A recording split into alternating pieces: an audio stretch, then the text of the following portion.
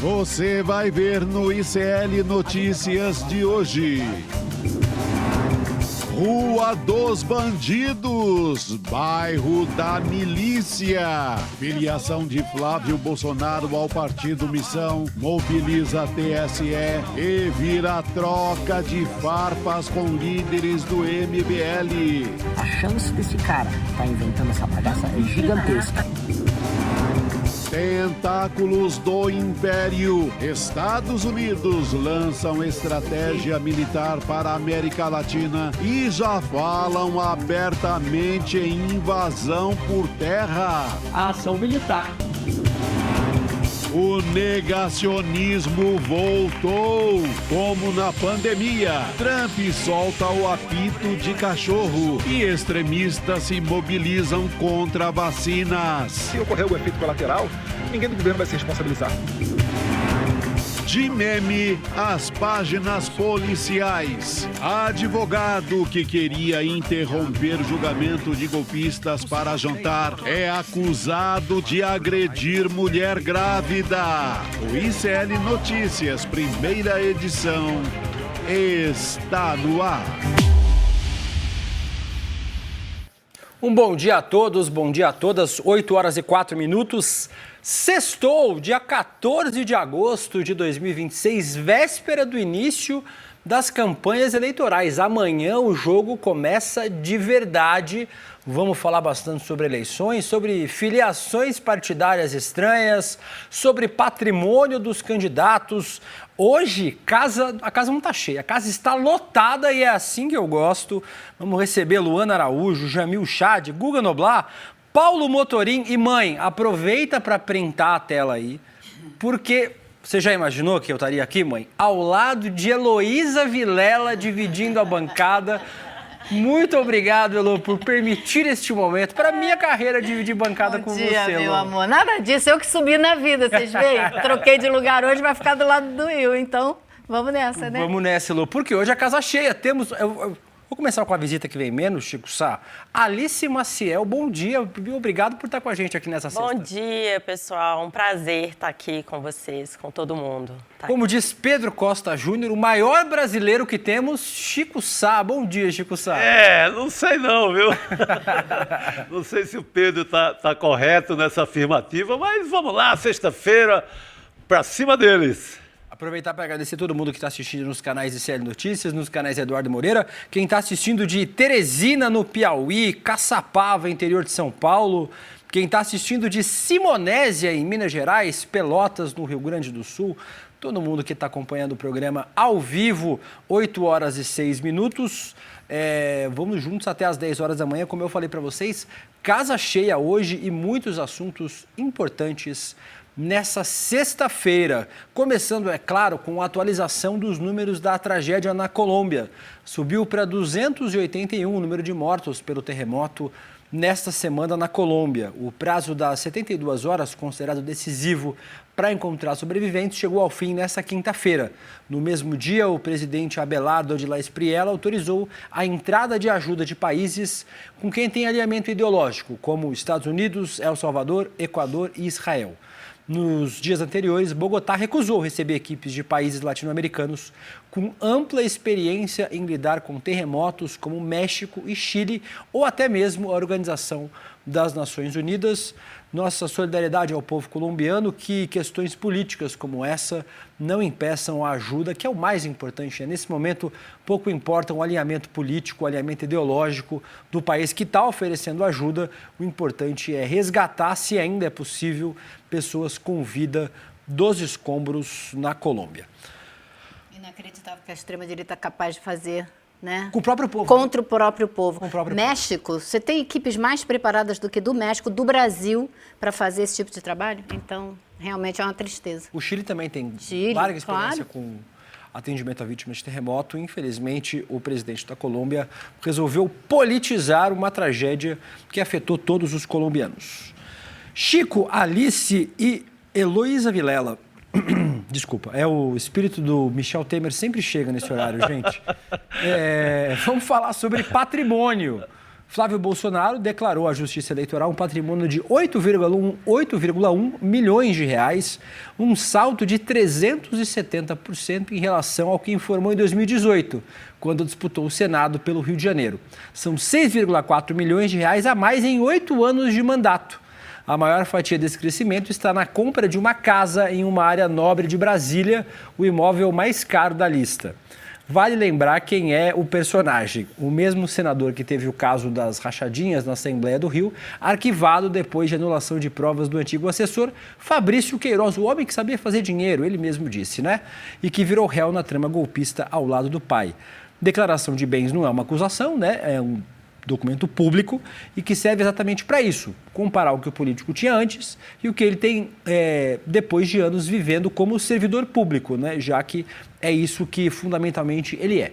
Quem quiser conferir a lista item por item, a reportagem abre a lista completa de bens e mostra a evolução ano a ano. Siga o dinheiro. A gente tem aí, ó, o patrimônio do Flávio em 2018, 1,7 milhão, com a candidatura ao Senado, e em 2026, 8,1 milhões, candidatura à presidência. 6,4 milhões de reais a mais, crescimento de 370%, Chico Sá. E tá mentindo, né? E tá mentindo, porque esse é patrimônio olha, eu não tenho dinheiro nenhum, mas eu corro atrás. Eu dou... só na casa eu dou esses 8 milhões aí, porque essa casa não vale 6 milhões aqui nem nunca. Eu e o Eduardo Moreira, no princípio do ICL ali... Quando tudo era mato. Quando tudo era mato, no princípio era o verbo ali, 2001, 2002, fizemos assim uma coisa sem muito rigor de reportagem, mas ouvindo vários corretores imobiliários de Brasília logo depois da compra. Passamos assim em revista uns 10, 15. Olha, a proposta mais modesta para essa mansão, a avaliação daquele período era de 12 milhões. Nossa, assim, quando o corretor dizia, não vamos exagerar, vamos botar lá embaixo. Sim, mas em média, qualquer corretor, quem entende de imóveis em Brasília, fala em 15 milhões, no mínimo. Então, é óbvio que essa casa é subfaturada. É tanto que ele vai registrar num cartóriozinho escondido numa cidade satélite para evitar até ali que o caso fosse divulgado assim de imediato. Para evitar que gente como a gente vá lá olhar, né? Exatamente. Claro que ele não tem os 600 milhões que o Julian Lemos, que trabalhou com ele assim pelo menos uns 4 anos colado, que o Julian Lemos, que é candidato a deputado federal, que foi coordenador da campanha do Bolsonaro no Nordeste brasileiro. O Julian Lemos, ele avalia em 600 milhões o patrimônio. E ele diz que se o Flávio quiser processar, ele leva a briga às últimas instâncias. Eu acho que o Julian Lemos exagera um pouco. Não está nos 600 milhões. Mas 8 milhões, nem aqui, nem na China, nem em Planaltina, nem em lugar nenhum. Lembrando, né, Elô, que é o patrimônio declarado dos candidatos, o que os candidatos declaram ter, não quer dizer exatamente, como o Chico disse muito bem, o que os candidatos têm, né? Tem muito candidato que esconde patrimônio, né, Alice? Sim, e essa eleição também, os candidatos não precisam mais dar detalhes do patrimônio, eles podem só dizer cotas em empresas, antes eles tinham que dar nomes nas empresas, informações mais detalhadas. E nessa declaração do Flávio é isso, essa mansão é o principal patrimônio, e a gente sabe também, ele declara o escritório de advocacia dele, que também teve aí recentemente envolvido no caso que teria recebido, né, emitiu notas fiscais para uma empresa suspeita, ligada ao caso do Banco Master, do Vorcaro, e o Flávio também tem participação em outras empresas, ele é sócio de uma corretora de seguros, e ali você vê, por exemplo, que a declaração dessa empresa porque é a declaração de pessoa física, né? Então, é o capital social, o inicial. Não é exatamente o lucro, a informação ali do que vale, do que ele recebe, né? Do CNPJ. Então, também isso reduz esse valor. Porque, por exemplo, em relação ao escritório de advocacia, está lá declarado R$10.000. A gente sabe que as contratações, só essa nota fiscal que foi emitida por ele recebeu R$500.000. Então, a gente sabe que existe um patrimônio, sim, maior. Mas, enfim... É muito mais dinheiro por aí do que ele diz, né? Mas é isso. Mas também tem as informações do TSE também, elas têm umas certas limitações, né, em relação ao patrimônio. Não pode mostrar tudo, né? Exatamente. A gente vai falar daqui a pouco porque a gente está falando só hoje do patrimônio do Flávio, né? Já que a candidatura dele só foi registrada ontem, por conta do problema que a gente discutiu ontem no ICL Notícias, segunda edição aqui, da filiação do Flávio Bolsonaro. Mas eu vou passar pelo nosso site. Você acha que eu esqueci do site? Sim, eu esqueci. Por isso eu vou falar sobre ele agora, o nosso site iclnoticias.com.br. Muita gente aqui hoje, gente, me deixou confuso. Mas o nosso site está aí, os destaques do que de mais importante acontece no Brasil e no mundo, em tempo real, editado pelo nosso editor Chico Alves. Duas matérias exclusivas aqui. Primeiro, o Jamil Chad. Estados Unidos militarizam a América Latina e iniciam implementação de doutrina Monroe. E o Brasil também começou o início do processo de reciprocidade contra o tarifaço dos Estados Unidos. Aqui abaixo, mais uma matéria exclusiva. Sócio de Ciro Nogueira criou canal acusado de propagar fake news contra adversários.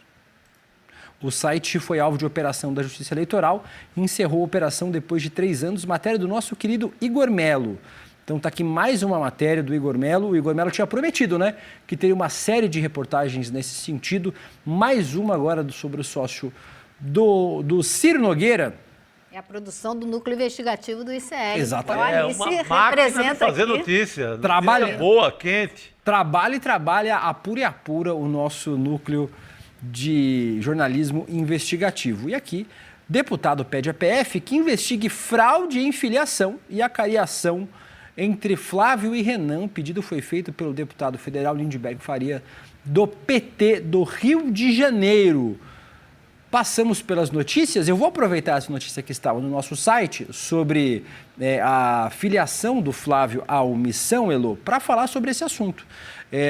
Durou pouco a filiação do Flávio Bolsonaro ao partido do MBL, ao Missão. O senador foi informado nessa quinta-feira que a candidatura dele à presidência pelo PL não poderia ser registrada no Superior Tribunal, no TSE, no Tribunal Superior Eleitoral, porque ele estava filiado em outra legenda. Não se sabe muito bem ainda como isso aconteceu, mas o presidente do TSE, o Cássio Nunes Marques, não demorou a agir e mandou restabelecer a filiação do senador ao PL. O TSE descartou a suspeita que um hacker esteja por trás dessa brincadeira, dessa pegadinha contra o Flávio. Já os dirigentes do Missão garantem que a vítima são eles.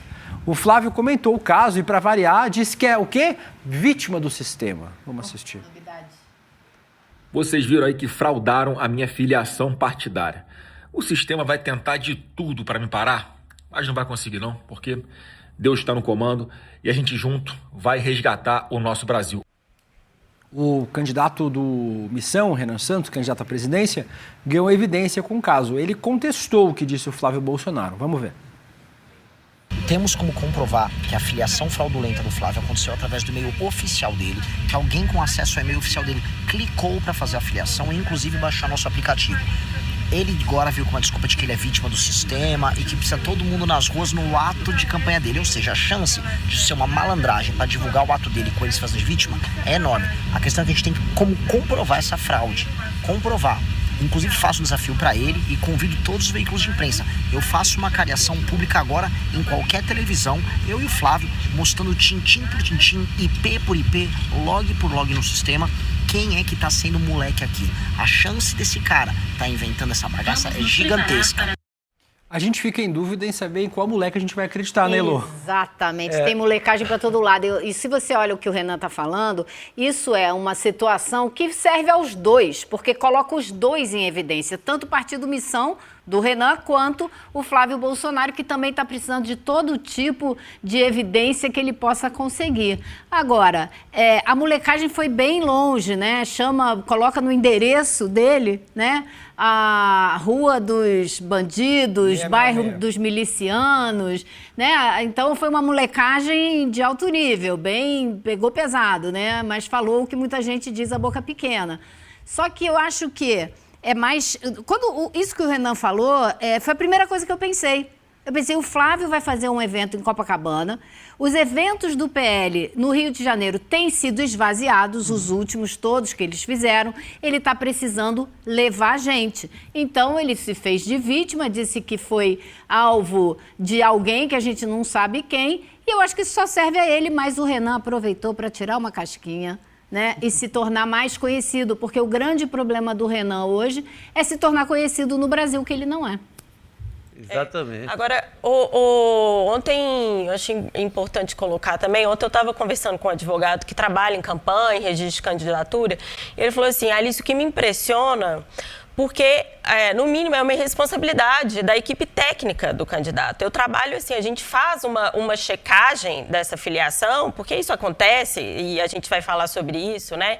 Como que tem acontecido filiações de pessoas filiarem em outros partidos, qualquer pessoa. E ele falou, a gente faz checagem em campanha de municipal, em campanha de deputado, em campanha de prefeito, e um candidato à presidência, ele está registrado desde o dia 2 de agosto, que ele está registrado no Missão. O Missão informa, e o próprio senador confirmou que enviou e-mails para o gabinete dele. Ontem ele disse, num tom assim, irônico, que eles receberam esses e-mails e achavam que era spam. E falou com tom de ironia, porque ninguém conhece o Missão.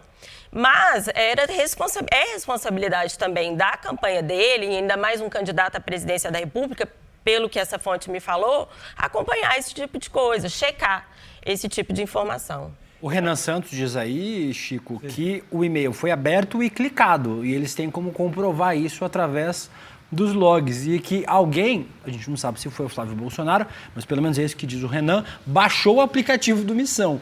Obviamente a gente imagina que o Flávio Bolsonaro não tenha feito isso pessoalmente, mas existe também a possibilidade de alguém dentro do gabinete ter feito isso com o próprio Flávio Bolsonaro, né?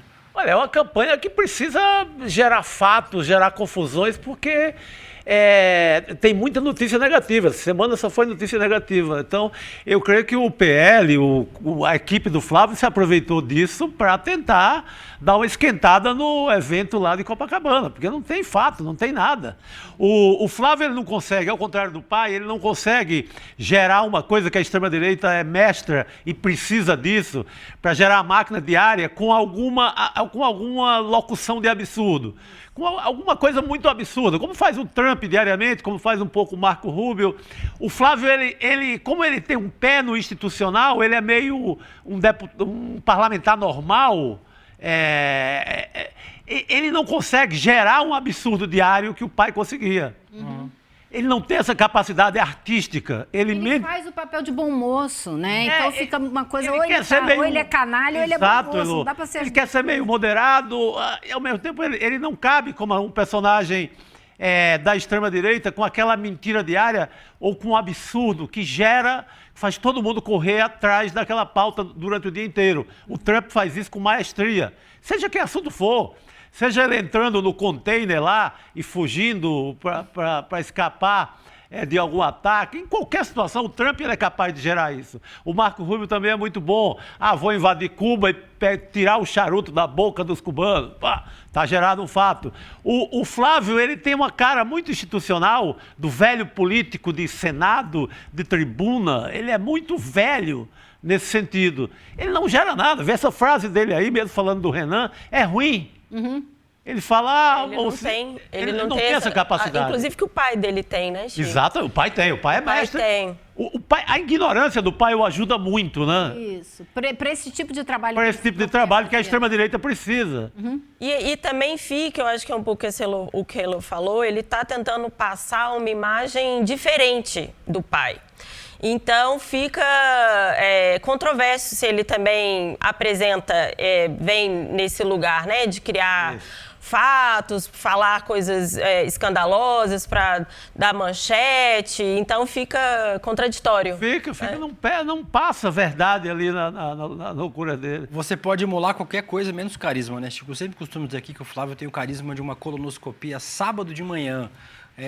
Não é exatamente o filho mais carismático, mas era o filho possível, né? O que não está foragido, o que tem o mínimo de capacidades cognitivas e o que tem idade, né? Então, olha, a anestesia da colonoscopia é até gostosinha. Gostosinha, o pós-anestesia. Aquela viagem e tal, paz e amor, é muito melhor do que bolsonarismo. É verdade, é mais carismática, inclusive.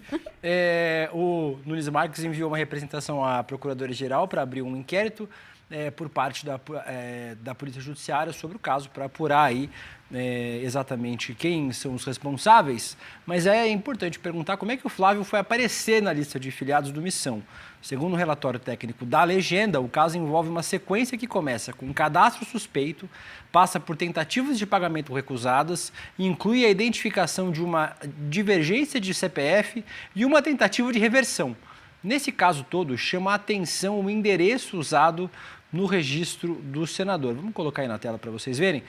Primeiro, o endereço de e-mail é o endereço do senador, né?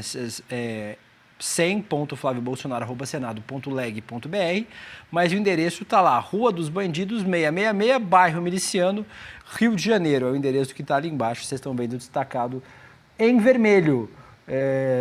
Uma pegadinha que fez exatamente o que a Elô, o Chico e a Alice disseram, com que o Flávio e o Missão, e aí é por isso que a gente não sabe muito bem de onde partiu, né? Porque pode ter sido de qualquer um dos dois, beneficiou os dois. Estamos aqui neste momento, numa sexta-feira, em que a Jurubeba já está estralando, nós estamos falando sobre o Missão de Renan Santos e sobre o Flávio Bolsonaro. Esse menino conseguiu. A campanha dele era só um outdoor com a foto dele escrito quem é Renan, porque ele é desconhecido. Agora, uma porção de gente já conhece esse cara. Então, se não foi o Missão que fez, se não foi o PL que fez, agora já não importa. O importa é que os dois usaram isso para se promover. Exatamente. E tanto fazia. Cabe o Flávio Bolsonaro no Missão, como cabe como é o nome dele? PL. O Renan cabe no PL, perfeitamente. A indumentária é a mesma. O programa é o mesmo, é aquele endeusamento do mercado, daquela forma mais cruel do mundo. O fim do Estado, aquela baboseira. Tanto faz, bota qualquer um no partido que é a mesma coisa. E virou um grande fato político, né? Uma notícia do dia e ainda ficou ali o Flávio sem conseguir registrar a candidatura. Então, a notícia era o Flávio não conseguiu registrar a candidatura. Não era só a filiação. Porque a gente já viu esse caso de filiações anteriormente, nós vamos falar sobre isso, mas era Flávio não consegue registrar a candidatura porque foi filiado no Missão. Então, aumenta ainda mais o fato. O tamanho da paranoia geral, ampla, geral e restrita que nos acomete hoje em dia por conta de tudo que a gente está passando, teve muita gente dizendo, não, já estão achando que foi um esquema do Donald Trump, da CIA, do Departamento de Estado, para criar um fato para dizer o quê? Justamente o que os bolsonaristas estão falando nas redes. Imagina, se até isso você consegue violar, imagina se não vai violar as urnas eletrônicas.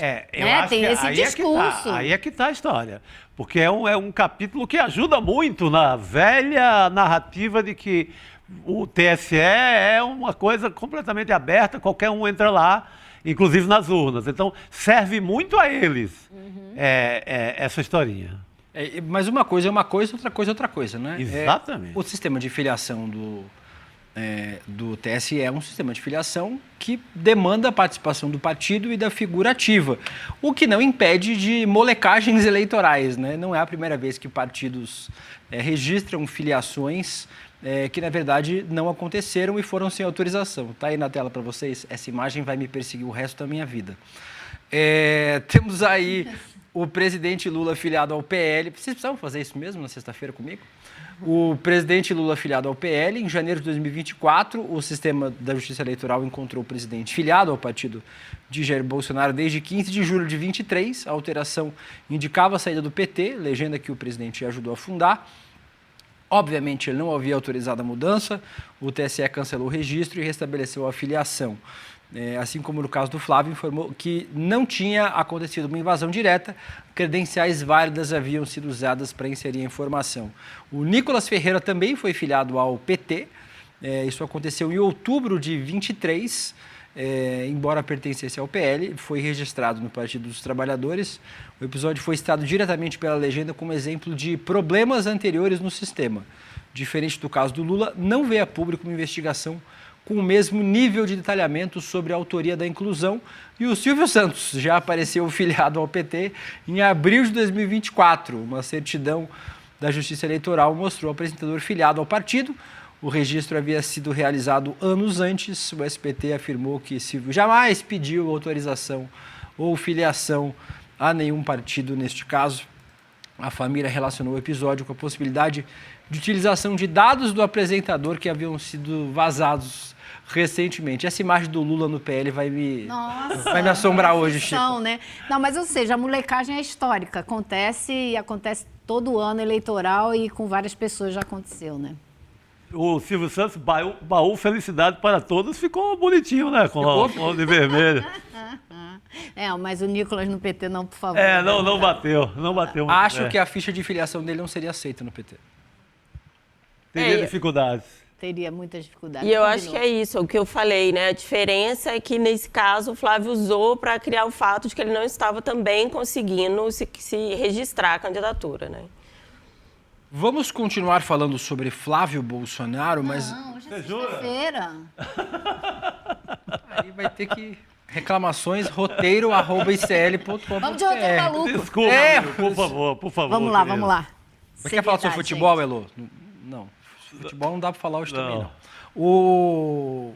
Fala sobre Flávio e Richarlison. O caso da mansão disputada com o jogador Richarlison em Angra dos Reis pode ter consequências para Flávio Bolsonaro. O deputado federal Rogério Correia apresentou uma notícia-crime à Polícia Federal contra o senador e pediu uma apuração de possíveis irregularidades na transferência dos direitos de ocupação de um imóvel da União na Ilha Comprida, mas acabou nas mãos de uma empresa dirigida, veja só, pelo advogado Willer Tomás, amigo do 01. Esse jogo aí vai longe, né, Elô? Nossa, se vai. O Willer, a gente já comentou aqui, mostrou exatamente quem ele é, todas as ramificações dele, ligações com o Flávio, ligações com o caso Master, ele é um caso em si. Agora, é importante, né, você ver que um deputado precisa entrar na justiça para forçar a modificação, né, e o esclarecimento dessa situação, que em dias esse Willer conseguiu a posse do lugar e o Richarlison, que já tinha pago uma fortuna, estava esperando ainda para regularizar a posse da mesma residência, da mesma mansão, né? Então isso tem que ser esclarecido, não pode ficar assim. Quem é que deixou isso acontecer? Quem é que ajudou esse advogado a fazer essa tramóia toda? Então esperemos que essa investida do deputado obrigue a justiça a ir adiante e levantar os detalhes desse caso todo. Chico. Esse caso é muito pesado. Eu lembro que o despejo, tinha uma família morando lá na época. E a mulher estava grávida. Esse caso foi dado aqui no ICL, também, eu estou falando hoje só do ICL antes de Cristo, né? ICL Raiz. ICL do Velho Testamento. O Guilherme Amado estava aqui ainda conosco e ele trouxe esse caso. E tem cenas do despejo da família que morava lá na época, por conta desse Tomás, aí, o rapaz do rancho do Tomás, o rapaz da piscininha, foi feito da forma mais violenta do mundo. E a gente tem que lembrar que Angra dos Reis, essa região, era de interesse total da família Bolsonaro. Eles queriam fazer lá a nova costa, o novo Caribe brasileiro. Na época, o Bolsonaro frequentava muito a casa dele lá em Angra. Era uma hora de muita exploração de Angra dos Reis como reduto bolsonarista. Esse caso, olha, aguarde o que vai acontecer nesse Promete, caso. Né? Não é qualquer bobagem. Alice. E lembrar também que o senador foi arrolado como testemunha nesse caso, em favor, né, do advogado, do Willer Thomas, e a suspeita, o pedido de investigação do deputado Rogério Correia, que ele pede à Polícia Federal para investigar se houve favorecimento por parte à época da Secretaria de Patrimônio da União, porque é uma área da União, em favor do advogado, devido o que ele traz de informação é a diferença do tempo, né? A diferença de tramitação no tempo de documentos ali na secretaria, que um dos casos foi muito ágil e favorecia o Willer Thomas. Foi como se ele tivesse passado à frente na corrida com a ajuda de alguém, né? Isso que... Então tem que ver quem ajudou e por quê, né? Inclusive, agradecer essa matéria aí do nosso repórter Kleber Lourenço. Esse também aqui. Esse aí. Meu Deus do céu. Ainda bem que ele tem um gêmeo. Já me avisaram que o Caio, apesar de ser farmacêutico, o gêmeo do Kleber, também apura, porque não é possível tanta matéria apurada pelo nosso querido Kleber Lourenço. E eu quero ter uma reclamação formal a fazer. Esse estúdio aqui é muito pequeno, porque me disseram que eu vou ter que me despedir da Alice, porque a gente vai fazer uma troca aqui, Alice. Mas a troca... É uma troca de peso. Daqui a pouco. Então, Alice, quero me despedir de você e dizer que a casa tá aberta, né? Mas é um risco sempre, tá? Porque a Elô veio aqui, vou vir um dia 2. Agora vai ficar... Não foi mais embora. Elô. Tava lá, já veio pra bancada. Então, assim, é sempre um risco vir pra cá, Alice. Gente, muito obrigada. É um prazer. Você é muito mega, ultra bem representada aí por quem vai entrar agora. Já vai entrar a sua troca, mas a gente se despede de você agora, Alice. Tchau, Alice. Obrigada. Obrigado, Alice. Grande beijo. E hoje, dia bacana hoje, viu? A gente tem uma estreia, um quadro que a gente vai ter vai ser no N1 esse quadro? Cara, no N1. Aí a notícia é boa demais. Vamos ter as crônicas de Chico Sá. O Chico fala sobre um personagem da semana. Ele é um juiz que, durante uma audiência online, mostrou os podres poderes do judiciário. Que história é essa, Chico Sá?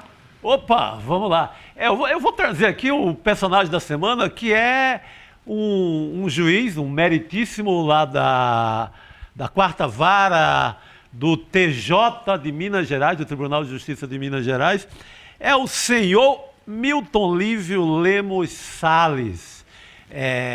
Nesse quadro eu vou pegar um personagem que ilustra a semana, que foi importante na semana, mas que também revela como está o seu mundo. Nesse caso, como anda o mundo do poder judiciário no Brasil. Ou seja, não era apenas um juiz entornando uma garrafa de vinho, como vemos aí na imagem, durante uma sessão ali que decidia um caso de família. Ele se achou muito à vontade, já foi de bermuda para começar. Já chutou o balde, foi de bermuda, abriu o vinho, acendeu o cigarro ali com o maçarico e lembrou aqueles tempos, viu, De Luca, que a gente fazia sarau durante a pandemia. Cada um abriu o vinho, né, Lu, e ia-se embora. Mas é muito revelador esse personagem de como anda a nossa justiça, porque ele apronta tudo isso e no dia seguinte ele faz um desabafo, que aí sim ele revela muito do mundo dos penduricalhos, ele revela de como andam os tribunais de justiça nos estados. No caso dele, de BH, de Belo Horizonte, de Minas Gerais, mas escutem esse vídeo, escutem a fala do juiz no dia seguinte. Esse Tribunal de Justiça de Minas Gerais, esse STJ, o STF, o Alexandre de Moraes, são todos uns corruptos, filhos da p***.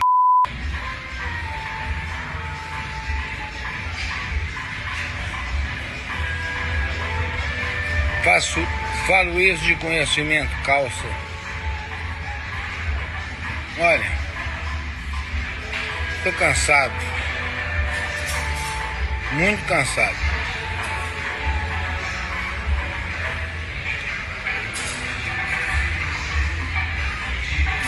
Estou no Rio,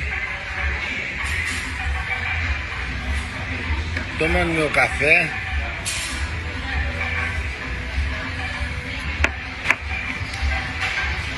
E curtindo minha mulher.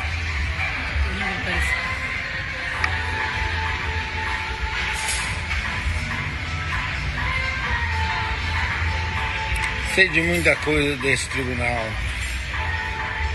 Sei de corrupção do Nelson Messias, do Gilson Lemos, do Luiz Carlos, do Vicente,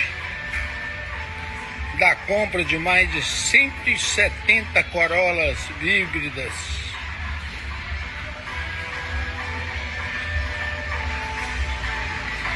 Vocês me dão vergonha.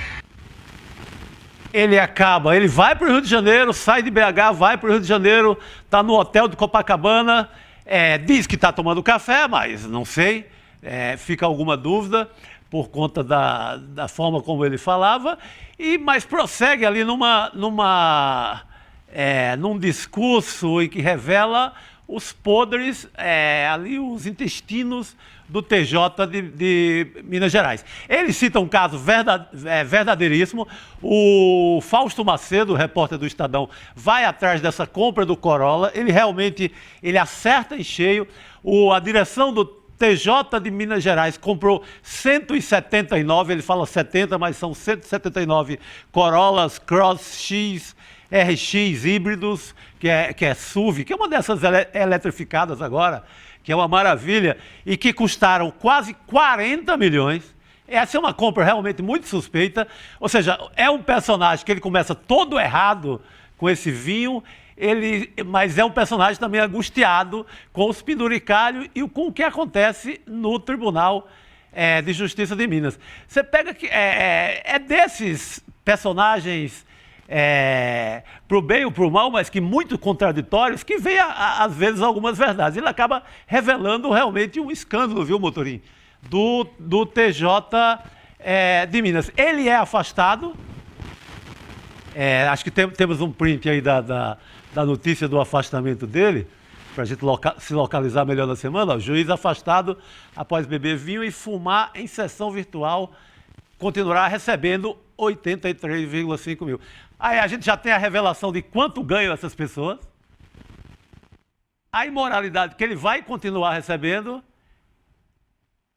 mas ele deixa um caso, ele deixa um podre aí do TJ, que eu acho que é o que garante que ele permaneça no cargo, é o que vai garantir que ele fique, que ele sequer seja expulso, porque ele sabe realmente dessa compra e até agora ninguém se arvorou a investigar essa compra.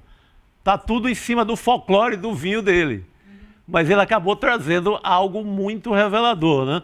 E não completamente ligado a esse caso, mas você tem, nessa mesma semana, você tem o STF, aí temos a notícia, STF manda suspender penduricalhos e devolver valores pagos no judiciário. Você tem o STF, numa missão que é praticamente do Flávio Dino, tentando resolver esse tipo de coisa. Esse esquema dos Corollas. Foi Corolla em Minas Gerais, foram quase 40 milhões, mas se você for para a Bahia, vai encontrar outro tipo de carro, se você no DF é outro tipo de carro, no Ceará outro tipo de carro. Você tem assim, o tribunal comprando quase 200 automóveis do dia para a noite, como se fosse a coisa mais simples do mundo. E essa tentativa quase utópica do Flávio Dino, tentando moralizar, nem que seja um pouquinho, né? Moralizar a história.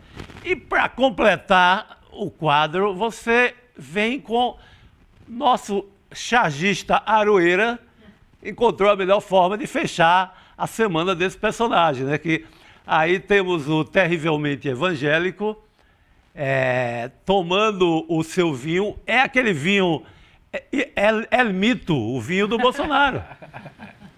Que eu fui, curiosamente, viu, Motorim, pesquisar quanto é que está esse vinho. Está barato agora, ninguém quer mais. O vinho do mito não custa 100 conto. E o vinho do mito era caro na época que o mito era mito. Então, o Aroeira, que tem feito as capas aqui da nossa nossa revista Liberta, ele fecha a semana brincando com esse caso e não deixa de revelar também um pouco do comportamento do ministro em relação, por exemplo, a Flávio Bolsonaro, que até agora não se sabe nada, como o Motorim tem cobrado, sobre os 61 milhões que o Flávio Bolsonaro pegou e zero explicação até o momento. É isso aí. O Chico Sá falou 3 vezes Motorim, sabe quando você fala 3 vezes aparece, né? Paulo Motorim apareceu aqui ao nosso... ele não tinha sido introduzido ainda, mas chamou... É tipo o Beetlejuice, né? Falou 3 vezes... Eu quebrei o roteiro, quebrei a quarta parede. Hoje é o dia do roteiro maluco, Chico. Todo dia aqui é dia do roteiro maluco. Paulo Motorim, bom dia, bem-vindo. Bom dia. Eu tô um pouco frustrado de não ter aparecido com o meu cigarrinho, com o meu vinho aqui. Sexta-feira já era dia, né? Era eu falando, cortava pra você. Já fumando cigarro. E você tava ali com um Continental sem filtro, exato, com uma garrafa de vinho. Esqueci meu maço na bolsa. Peito, né? Bom dia, William. Bom dia, Elô. Bom dia, Chico. Muito legal estar aqui no estúdio com vocês. É porque não sabe o que tem nessa caneca aí, viu, gente? Ô, Paulo... Deixou um esquinho aqui? Batizada. Mas pode comentar também o caso do juiz... Lá no rolê a gente falou a semana sobre ele também, e sobre como é o absurdo dos absurdos. Ele já estava sob efeito de influências exógenas, Chico, no vídeo onde ele aparece na sessão, e aí o vídeo do pós também, ele não me parece, com todo respeito, seu juiz, não me parece muito puro ali também, né? Ele tá falando de forma meio enrolada. Ele já tá no Rio, tá à vontade. Eu achei que ele ia gravar um vídeo pedindo desculpas, falando, olha, me excedi ontem, não combina com o papel, com o decoro da função que eu exerço. Não, ele vai e dobra a aposta e ainda faz um monte de acusação contra colegas juízes. Exatamente. Deve ser legal tomar uma com ele, né? Eu acho que um companheiro de boteco deve ser bom. E sabe, essa cena me deu gatilho porque eu já vivi algo parecido, entrevistando uma alta autoridade de uma agência reguladora do governo Bolsonaro, fumando cigarrão na videoconferência. Eu não posso cravar que era bebida alcoólica, eu não vou dar aqui o nome porque depois pode nos causar problemas, mas governo Bolsonaro também tinha essas figuras, esse tipo de comportamento meio esquisito. Mas é isso, nosso judiciário extremamente corrompido por penduricalhos, por privilégios. Você vê que o cara, ele tá completamente errado, mas ele vem com uma baita de uma denúncia. Pô, você compra quase 200 carros da noite pro dia, nesse valor, quase 40 milhões. Gente... Deve ter deixado muita gente assustada, né? E eles citam os nomes dos responsáveis pela licitação. Ele é muito respeitado, ou era até essa garrafa de vinho, porque ele é filho de desembargador. Do tal Itagiba, que foi um velho desembargador aposentado, já aposentado, lá do TJ. Mas se tiver problema com bebida, eu acho que tem que ser tratamento, que é uma coisa muito séria, né? Porque ele tem outra acusação que também envolvendo bebida, uso de bebida no tribunal. Então essa parte eu acho que é cuidado médico, né? Não cabe a gente ficar julgando, acho que é uma coisa mais séria, é cuidado médico imediato e tentar... Terapia, isso tudo funciona e faz muito bem. E a ex-esposa dele tinha uma medida protetiva também. Também teve essa também é uma outra notícia. No currículo dele no passado tem essa história. Tem uma medida protetiva de ameaça e violência doméstica, então também. Vamos continuar acompanhando aí. É o tipo de amigo que você não deve dar bebida para ele, porque ele conta todos os seus segredos, contou os segredos todos do tribunal. Faça isso não, seu juiz. Vamos aproveitar para falar sobre a nossa enquete que já está aberta nos nossos canais no YouTube. Flávio apareceu filiado à omissão e quase travou a própria candidatura. Isso parece roteiro de quê? Missão Impossível, Porta dos Fundos, Black Mirror ou investigação da PF? Eu poria ir, parece roteiro do Rolê CR. Parece, é verdade. Eu vou adicionar outra também, parece roteiro do Dark Horse. Parece roteiro do Dark Horse. Perfeito. Mas não escolhemos meu programa não, porque meu programa não tem essas coisas aí de filiação que não é para acontecer. Como sempre aqui, vocês sabem que a enquete é sempre parcial aqui nesse programa. Meu voto é a investigação do PF. A PF que resolva aí quem filiou quem filiou onde. Parece problema de justiça. Deus proteja essa briga, né? Exatamente.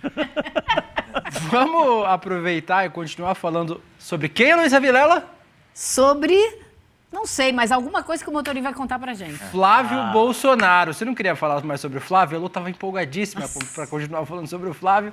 A gente vai falar de Flávio de novo. Plano de governo do Flávio. O Flávio apresentou nessa quinta-feira as diretrizes do seu plano de governo. O documento é uma lista de verbetes já conhecido do bolsonarismo, como respeito à liberdade, à família, à vida desde a concepção, à propriedade privada, à democracia. Tem isso no plano de governo? A liberdade de expressão e a liberdade religiosa. Um dos pontos em destaque diz o seguinte, vai aparecer na tela para vocês. O papel do Estado não é tornar as pessoas dependentes do governo, mas criar as condições para que as famílias conquistem autonomia, prosperidade e liberdade. Nós fizemos uma arte com outras propostas. Você vai explicá-las para a gente, Paulo, as outras propostas? Vamos tentar. Aí, ó, ataque ao STF, PCC e Comando Vermelho terroristas e Central da Mulher. Explica pra gente. Que missão. Vamos lá, ataque ao STF não precisa nem ser uma proposta, né? Tá intrínseco ao que é o bolsonarismo desde que chegou ao poder em 2019. Não diria que é uma proposta de política pública, nem uma política pública muito bem desenhada. Mas eu assisti essa live ontem, William, depois de chegar em casa, após a aula do nosso Castro Rocha aqui à noite no ICL, e me chamou muita atenção alguns pontos. Primeiro são essas propostas que a gente está mais do que acostumado, né? O ataque ao STF e o PCC e o CV sendo terroristas como única solução para a segurança pública e, por fim, um aceno às mulheres com essa proposta de Central da Mulher. Mas algumas coisas me chamaram a atenção e acho que se relacionam com isso, né? Em primeiro lugar, o Alfredo Gaspar, vice do Flávio Bolsonaro, ele era a pessoa mais distante do Flávio Bolsonaro, quase saindo da tela, né? Ao lado dele estava Daniela Marques, Rogério Marinho, o Alfredo Gaspar estava quase escapando assim do quadro para não aparecer, e certamente essa proposta de ataque à mulher, de Central da Mulher, se relaciona a essa necessidade que eles têm de se posicionar em relação a esse tema. E ontem eu comentei um pouco no N2 e acho importante trazer aqui também no N1 com algumas novas informações sobre quem são as pessoas que elaboraram e são porta-vozes desse plano de governo que vem sendo elaborado há muitos meses na campanha do Flávio Bolsonaro. Primeiro, o porta-voz, no dia anterior, que adiantou algumas das propostas à imprensa, aos meus colegas jornalistas lá em Brasília, se chama Coronel Hélio.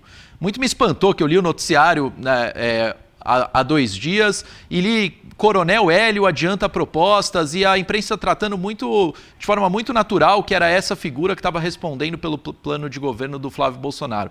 Coronel Hélio, apesar do Flávio tentar se vender como um Bolsonaro vacinado, durante a pandemia de Covid promoveu aglomerações, disse que recusaria a vacina chinesa, se pudesse, que foi a primeira vacina oferecida no Brasil e, portanto, salvou milhares de vidas, milhões, quiçá. E, além disso, deu nota 10 para o governo de Jair Bolsonaro na pandemia, coisa que provavelmente nem o seu filho dá. E dificilmente alguém pode dar, alguém que se preocupe com a vida humana. E, para além disso, o Coronel Hélio, ele teve como parceiro nessa empreitada um ex-prefeito de São José dos Campos chamado Eduardo Cury. Este sim foi o coordenador do programa de governo e ele supostamente, esse sim é mais moderado, era do PSDB paulista, foi prefeito de São José dos Campos e a sua preocupação com direitos humanos é tanta que ele foi prefeito de São José dos Campos durante o massacre do Pinheirinho, um dos principais responsáveis por aquelas cenas lamentáveis que acabaram ferindo e despejando milhares de pessoas, num caso que aqui para os paulistas é muito lembrado. E, por fim, o Eduardo Cury e o Coronel Hélio contrataram, pagaram uma consultoria para fazer esse plano de governo de um cidadão chamado Gessner Oliveira. Talvez Chico Sá se relembre, economista que trabalhou no governo FHC, de orientação mais liberal, hoje nos braços do bolsonarismo. São esses os formuladores de políticas públicas do Flávio Bolsonaro. Um antivax, um responsável por um massacre, uma violação flagrante dos direitos humanos, condenada por instâncias internacionais, e, por fim, um ex-economista do PSDB que tenta dar algum tipo de racionalidade. E o último ponto que eu destacaria, William, Chico e Elô, é o papel da Daniela Marques, né, que essa sim apareceu ao lado do Flávio Bolsonaro, muito mais em evidência do que o seu próprio vice. A Daniela Marques, por ter sido presidente da Caixa depois do escândalo sexual que abateu o Pedro Guimarães no fim do governo Bolsonaro, ela fez com que o programa de governo também desse uma ultravalorização da Caixa Econômica Federal como formuladora de políticas públicas, para além de habitação, que já cuida hoje nas políticas federais, cuidando de muitas coisas. Então, caso Flávio Bolsonaro ganhe, a Caixa Econômica Federal será uma espécie de um super ministério que vai fazer as políticas públicas, provavelmente vai usar a tesoura para cortar ministério, e o banco público vai ser responsável por fazer política. Chama atenção também a presença dela, né? Eu estava olhando ontem e falei, meu Deus do céu, agora ele colou nela, porque ele tem esse programinha, a Mequetrefe, né, de apoio às mulheres, que é um programinha no telefone para você chamar ajuda. É uma falácia tão ridícula que não dá nem para acreditar que eles puseram isso num plano de governo, mas fizeram todo um vídeo para divulgar esse projeto, esse grande projeto dele. Fala em centros de mulheres, como se a gente não já tivesse isso tudo, né, em andamento no Brasil. Mas ele colou nela por conta da dificuldade que ele está tendo com o eleitorado feminino. Ele precisa botar uma mulher do lado dele, vestida de amarelo, né? Como ela estava, ele de verde, ela de amarelo. Então, é isso, ela está lá para cumprir esse papel também, né? Porque mesmo na Caixa Econômica Federal, ela não foi uma pessoa que teve um destaque, assim. Conversei com várias pessoas da Caixa e ela nunca foi uma pessoa que tivesse uma participação assertiva nas reuniões ou propositiva. Ela era uma mosca morta. É aquela mulher que foi colocada lá para tapar um buraco de um homem que cometeu assédio sexual. E o Flávio pega um cara que é acusado de estupro, de vulnerável. Assim, é complicado essa... Ela estava de verde ontem ela estava de amarelo. Essa imagem aí é de ontem? Ontem ela estava de amarelo, não estava? E aí eu me lembro dela de amarelo ontem. Mas a estética era essa aí, a bandeira, ainda que o PL tenha milhões, para não dizer bilhões, somando fundo eleitoral e partidário, eles esticam uma bandeira do Brasil toda amassada no fim, dão um ar de live improvisada do Jair Bolsonaro, enquanto estão nadando no dinheiro, tentam vender essa imagem de uma campanha precária, na raça, contra tudo e contra todos, antissistema. O PL nada em dinheiro, tem milhões, bilhões. É o que mais tem, né? Poderia colocar um telão muito melhor do que o nosso aqui no ICL. Chama o doce de leite, não, o leite condensado do Bolsonaro, essa palhaçada. Bem lembrado, Elo, é aquela mesinha que foi feita, que fez muito sucesso, que é símbolo da campanha, dessa ideia de voto de pobreza, que é feita na casa do Bolsonaro, na Barra da Tijuca, que é ali uma margarina ali, da mais fuleira possível, um pão seco, aquela armação que eles fazem. Só que você corta para o Flávio Bolsonaro, ele tem, no mínimo, 8 milhões que ele confessa. E a missão, né? A mansão. E a mansão, então não cola. Vamos aproveitar para continuar falando... Não é mais sobre Flávio Bolsonaro agora. Ufa. É sobre Daniel Vorcaro. Daniel Vorcaro entrou... Não tem, Elô. O irmão... Pior ainda. Eu rodei o roteiro aqui, não tem notícia boa, Elô. Não, vamos lá. É só isso aí. O Daniel Vorcaro entrou numa corrida contra o relógio para apresentar uma terceira... tem aquele negócio, né, que a terceira é a da sorte, né, como fala em inglês, né? Pedir música no Fantástico. Exatamente. Não vai conseguir passar, não. Uma terceira proposta de delação premiada. A ideia é fazer isso antes que a Polícia Federal feche o primeiro grande inquérito sobre as fraudes envolvendo o Banco Master e o BRB. A PF trabalha para concluir a investigação até o fim de agosto. Uma das barreiras para a proposta é o Ministério relator do caso no STF, o André Mendonça. Em entrevista ao ICL, ele disse que não negocia para acordos de colaboração premiada com advogados. A manifestação ocorre após Daniel Bialski, novo advogado do banqueiro Daniel Vorcaro, pedir uma audiência com o magistrado. Ninguém quer saber o que ele tem a falar, Paulo Motorinho? Ou será que ele já tentou tantas vezes, não entregou nada que o pessoal tenha cansado de tentar ouvir? Exatamente.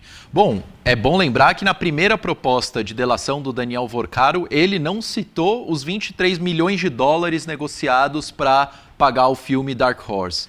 Também não incluiu as relações promíscuas, para dizer o mínimo, com o senador Ciro Nogueira. E agora ele vai para a terceira tentativa e escolhe Daniel Bialski. E, Chico Sá, é sempre bom lembrar quem são esses advogados, porque mais do que a capacidade técnica, a argumentação jurídica, a advocacia no Brasil é muito baseada no relacionamento que os advogados têm com os juízes, né? Então é uma espécie de lobby de gravata. E o Daniel Bialski, vou relembrar 2 casos importantes e vou deixar para nossa audiência e para vocês pensarem por que essa escolha. O Daniel Bialski, por muitos anos, foi advogado de uma pessoa chamada Michele Bolsonaro, inclusive no caso das joias sauditas. Quem mesmo é o grande aliado de Michele Bolsonaro no Supremo Tribunal Federal? E o segundo caso é o do pastor Milton Ribeiro, no caso das barras de ouro no Ministério da Educação, outro escândalo de corrupção no governo Bolsonaro, ligado às igrejas evangélicas. Quem é o grande representante do setor evangélico no Supremo Tribunal Federal?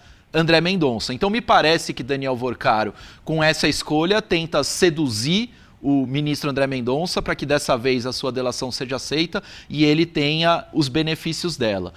No entanto, acho que a credibilidade desse banqueiro que queria quebrar os dentes de jornalista, matar gente, roubou bilhões e corrompeu boa parte da República, ela está bastante comprometida. E para falar desse assunto, é impossível não fazer a pergunta que eu tenho tentado repetir sempre que eu estou aqui no ICL, também na minha newsletter, onde estão as notas fiscais que comprovam os destinatários e beneficiários finais dos 12 milhões de dólares que foram aos Estados Unidos. Obviamente, o Daniel Vorcaro mandou esse dinheiro para os Estados Unidos, não necessariamente ele sabe onde chegou, mas pode saber. Então essa pergunta é para o Flávio Bolsonaro, tem que ser feita pelos nossos colegas jornalistas em cada uma das coletivas e aparições públicas. Não estão fazendo. Não tem ninguém perguntando ao Flávio Bolsonaro. E quando perguntaram no SBT News, o que aconteceu? A entrevista foi encerrada abruptamente e terminou na demissão da diretora de jornalismo da SBT News, Camila Matoso, caso que foi revelado na revista Piauí recentemente. Então é uma pergunta que precisa ser feita para o Flávio Bolsonaro e também precisa ser feita ao Daniel Vorcaro nessa delação. Afinal, será que o Dark Horse era realmente o beneficiário final de toda essa verba ou Daniel Vorcaro sabe de mais coisa que é tão importante para o nosso processo eleitoral? Paulo, Chico, a gente tem uma notícia de última hora.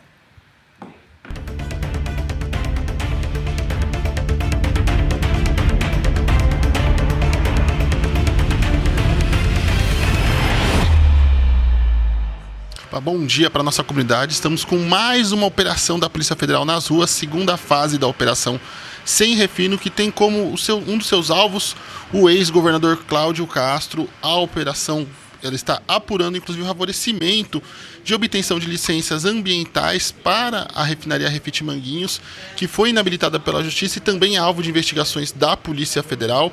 A Polícia Federal, no momento, está em 2 endereços, um na Zona Oeste do Rio, na Barra da Tijuca, e outro em Petrópolis, ambos os endereços ligados a Cláudio Castro.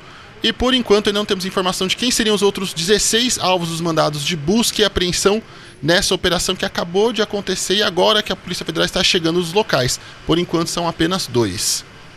Obrigado pelas informações, Kleber Lourenço, direto da nossa redação. Tá aí cada vez mais próximo do Cláudio Castro, né, Chico? Eu falei na Tijuca, da mesinha do Bolsonaro, a Federal tá lá pertinho. Cláudio Castro já está dentro, né? Ele já é um cara super investigado, por isso ele teve que desistir do governo e desistir de qualquer candidatura.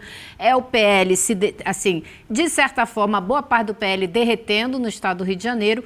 Essa operação, as pessoas que estão sendo alvo da operação, ligadas à Refit, que é uma empresa que a esquerda do Rio de Janeiro repete há meses. Investiguem o caso da Refit, investiguem o que acontece com a Refit, que vai pegar um monte de gente, e é o que a gente está vendo acontecer. São 16 mandados de busca e apreensão e 6 mandados de busca e apreensão. Agora, quem for implicado nessa operação vai responder por gestão fraudulenta e temerária, lavagem de dinheiro, evasão de divisas, manipulação de mercado e crime contra a ordem econômica. Então, são crimes super sérios e essa investigação faz parte daquela ação que está nas mãos do ministro Flávio Dino, ficou conhecida como a DPF das favelas, que estuda, que investiga a participação do crime organizado dentro da estrutura do Estado do Rio de Janeiro. São 16 mandados de busca e apreensão, na verdade. A gente ainda não sabe todas os alvos, né? O outro alvo é Bernardo Rossi, secretário estadual do ambiente no Rio de Janeiro, né, Paulo? Mas aí cada vez mais próximo do Cláudio Castro, que vai ter certamente sua carreira política, que é meio incompreensível, né? Foi de vereador para governador do estado, interrompida talvez antes do que ele imaginava. Quem é o grande padrinho político de Flávio Bolsonaro, bancou sua candidatura em 2022 e o tornou, depois de ter sido governador interino, ao herdar o cargo do Wilson Witzel, o candidato do PL? Tem nome e sobrenome. Flávio Bolsonaro.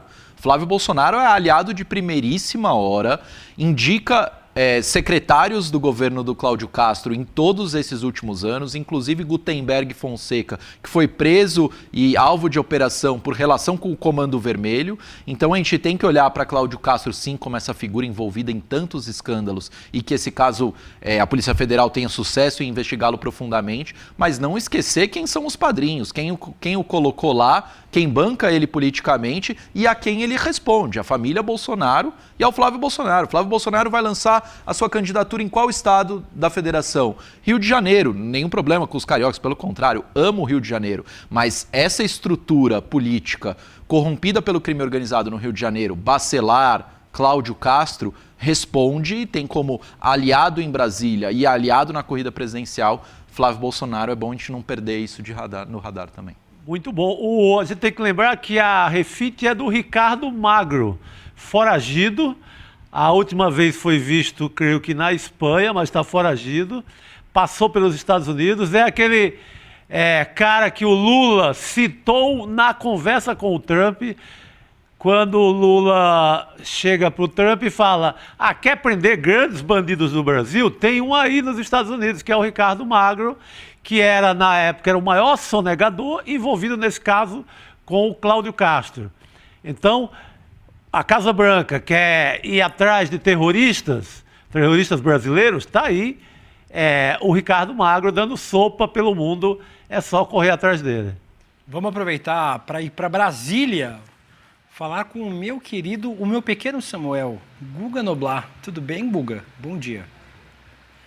Bom dia, Deluca, Elô, Paulo, Chico. Bom dia para todos, né? Então, tá cheio, a casa tá cheia aqui hoje. Mas que bom, só gente boa. Muita gente para dar bom dia hoje. Guga, vamos falar sobre o que pensam os parlamentares sobre os ataques à soberania. O Trump virou o maior cabo eleitoral do Flávio Bolsonaro, né, numa clara interferência nas eleições brasileiras. Já aplicou sanções comerciais contra exportações do Brasil, já enquadrou facções criminosas como grupos terroristas, suspendeu o visto da embaixadora brasileira em Washington, já acusou o judiciário brasileiro de perseguir as empresas de tecnologia, as Big Techs, porque não quer saber de regulação nenhuma. E você, Guga, é o Michel Temer, é a hora do Michel Temer.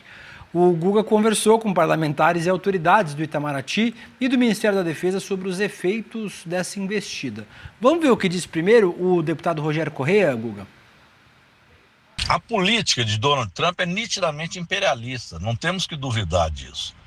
Se dependesse dele, faria tudo para manter um domínio e manter a América Latina como um quintal. E foi isso que fez na Venezuela, até raptando um presidente da República. Já ameaçou de intervenção no Panamá, na Groenlândia. Enfim, age dessa forma com Cuba. E não faria diferente no Brasil se fosse possível. Então as ameaças dele são nítidas. Neste momento é para tentar desestabilizar as eleições brasileiras, desestabilizar a democracia. E isso é feito combinado com os Bolsonaros. Quando Flávio Bolsonaro chama novamente, como fez o seu pai, diplomatas do mundo inteiro para falar que as urnas podem ser fraudadas, ele dá um recado combinado com os Estados Unidos para fragilizar a democracia brasileira e, quem sabe, até ter alguma perspectiva golpista no futuro. Então isso é, infelizmente, real. O que o Brasil tem que fazer, em primeiro lugar, uma aliança com os países do mundo democrático para repudiar qualquer tipo de intervenção. A outra é mostrar que o Brasil não vai se curvar aos Estados Unidos e vai manter a nossa soberania. Guga. Pois é, a sensação agora é a de que os Estados Unidos de fato se meteram na eleição. É uma eleição que não é só Lula contra Flávio Bolsonaro, de fato virou também Lula contra Donald Trump. Agora a pergunta que fica é, será que se o Lula vencer, e ele deve vencer, é o que mostram hoje as pesquisas, a eleição, os Estados Unidos refutarão o resultado, não aceitarão o resultado? Até onde vai, né, essa interferência dos Estados Unidos? E o que eu tenho ouvido ali do Ministério da Defesa e do Itamaraty é que não há nenhuma chance por hora, pelo menos na perspectiva deles, de um avanço concreto dos Estados Unidos contra o resultado da eleição. É mais uma guerra psicológica. Eles, claro, estão tentando se meter na eleição, fazendo esses ataques ao governo, dizendo que o governo, culpando a taxação, uma taxação política, mas culpando o governo Lula por isso, dizendo que tem censura aqui na internet, dizendo que talvez não tenha paridade na disputa entre o Flávio e o Lula, mas isso tudo é uma guerra psicológica, porque de concreto, não, ninguém acredita que de fato eles refutem, não aceitem o resultado da eleição. Um sinal disso, inclusive, que eu ouvi ali do pessoal do Ministério da Defesa, é a boa relação hoje entre os militares. Claro, o Exército, as Forças Armadas, elas são instituições de Estado e hoje as relações entre os militares americanos e os militares brasileiros é muito boa. E também a relação entre os militares brasileiros e o governo Lula também é muito boa. Para que eles de fato se metessem aqui, teria que ter uma conivência dos nossos militares, do nosso Exército. E hoje a situação não é essa, é muito pelo contrário. Apesar da gente ter hoje um ministro da Defesa lá nos Estados Unidos, o Peter Hersh, que é uma pessoa muito radical, mas a relação de fato entre os ministérios da Defesa e os militares é muito positiva. Não há o menor sinal de que isso vá mudar num curto período. Até o final da eleição, a gente não deve ter mais nenhuma ponte, isso eu ouvi do Itamaraty, para que tenha uma negociação que possa resolver esse entrave com os Estados Unidos. A ponte está interditada até o final da eleição. A gente não vai conseguir ter diálogo com eles depois, se o Lula vencer. Claro, eles devem se recompor, o Lula e o Trump. E eles acreditam muito mais, o Ministério da Defesa e o Itamaraty, que esse imbróglio é culpa do Marco Rubio, que é o secretário de Estado, do que do Trump. Então, de concreto, eles não temem que a nossa eleição não seja aceita pelos Estados Unidos, e isso é um ponto muito importante. Agora virou Trump contra Lula também. Olha, eu acho que a gente está vivendo um momento tão delicado que a gente ouve coisas diferentes de diferentes representantes do governo, né? Porque a gente já está vendo também ações muito concretas dos Estados Unidos no sentido de, sim, planejar intervenções usando o crime organizado, o tráfico de drogas, como eles já fizeram na Venezuela, estão fazendo agora também na costa do Pacífico. Então, assim, acho que é muito difícil a gente poder sentar com tranquilidade e dizer: eles não vão fazer nada assim de concreto. Acho que não é bem assim que a coisa está andando. Existem outras áreas do governo que estão, sim, muito preocupadas. Mas acho que a gente vai discutir isso mais a fundo daqui a pouquinho com o Jamil também, né? Exatamente. E a boa relação dos ministérios tem a ver também com o ministro ser um sabujo, né? E já ter dito publicamente que abriria as portas do Brasil caso os Estados Unidos desembarcassem aqui. O Irã, com um orçamento militar infinitamente menor do que o do Brasil, está tentando aí resistir como pode às investidas dos Estados Unidos, e a gente tem um ministro da Defesa sabujo, ajoelhado aos interesses dos... Pau nos Estados Unidos, não está só resistindo. Que é o mínimo que você pode fazer, Lô. Você não pode dizer publicamente que vai abrir as portas do seu país para uma potência estrangeira. Você vai resistir, é o que você pode fazer. É dar jogo, né, Paulo? Assim, ainda que seu time seja um time inferior tecnicamente, você tem que dar jogo, você tem que fazer o jogo acontecer, tem que fazer o adversário suar. Ele pode ganhar, mas ele vai ter que suar para conquistar essa vitória dentro de campo, usando uma metáfora futebolística. Então, isso tem a ver com os militares brasileiros terem uma relação boa com os Estados Unidos, porque eles, na verdade, o sonho íntimo deles era ser estadunidense, né? Eles têm um fetiche com os Estados Unidos, sabujos que são egolpistas, os militares brasileiros. Mas vamos mudar de assunto e falar sobre o advogado Matheus Maier Milanês, o defensor dos... Assim, os reacts da Elô estão muito bons hoje do meu lado. O advogado Matheus Maia Milanês, defensor do general Heleno e candidato a deputado federal pelos Republicanos, é acusado de agredir a ex-esposa em pelo menos 3 ocasiões e, pasmem, você que está assistindo, uma delas com ela grávida. A Justiça do DF concedeu uma medida protetiva de urgência contra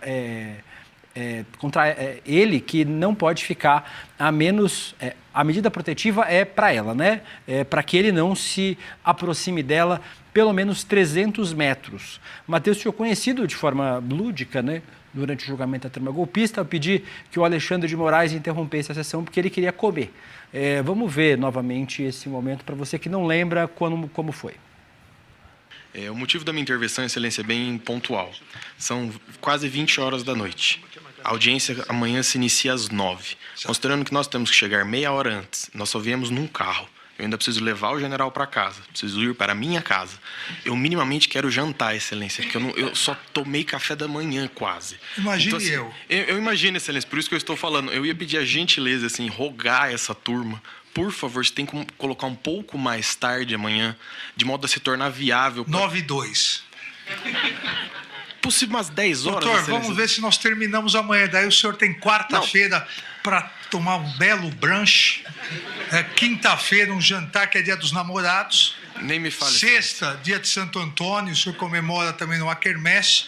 Se a gente começa a atrasar, a gente não acaba. Não, Excelência, só para não ficar tão em cima, não, porque dá tempo, 9 horas... O general Heleno vai pedir para o senhor dar uma acelerada no carro. Não. Assim o senhor leva. Só não vai ser multado, doutor. Sim. 9 horas tá bom. Na quarta é às 8. Então, por isso que eu tô falando, Excelência. Vamos acabar amanhã, então. Imagina que a cavalo um em cima do outro, Excelência. Pelo menos 10 horas para a gente ter uma hora a mais. 9 horas, doutor. 9 horas. Todos obrigado, intimados. Uma boa noite e um bom descanso a todos. Eu não sei se vocês repararam ali na pergunta que ele fez, né? O Alexandre de Moraes dizendo, você pode tomar um belo brunch, no dia seguinte um jantar, porque é dia dos namorados, e ele fala, nem me diga isso, doutor. Agora, essa frase tem um outro significado. Né? E o Milanês também ficou conhecido pela tentativa de fazer o Heleno se calar, na hora em que ele estava fazendo as perguntas para o cliente dele. O Heleno queria começar a dar muita explicação e ele, general... Responda só o que eu estou perguntando. Assim, foi bastante incisivo, foi algo... Porque o Heleno começou a falar demais. E ele não queria que o Heleno falasse demais, porque podia se complicar. Então, também foi um momento marcante. Agora, eu não sei se vocês sabiam que ele é candidato a deputado federal pelo Partido Republicanos. Você sabia disso, Guga?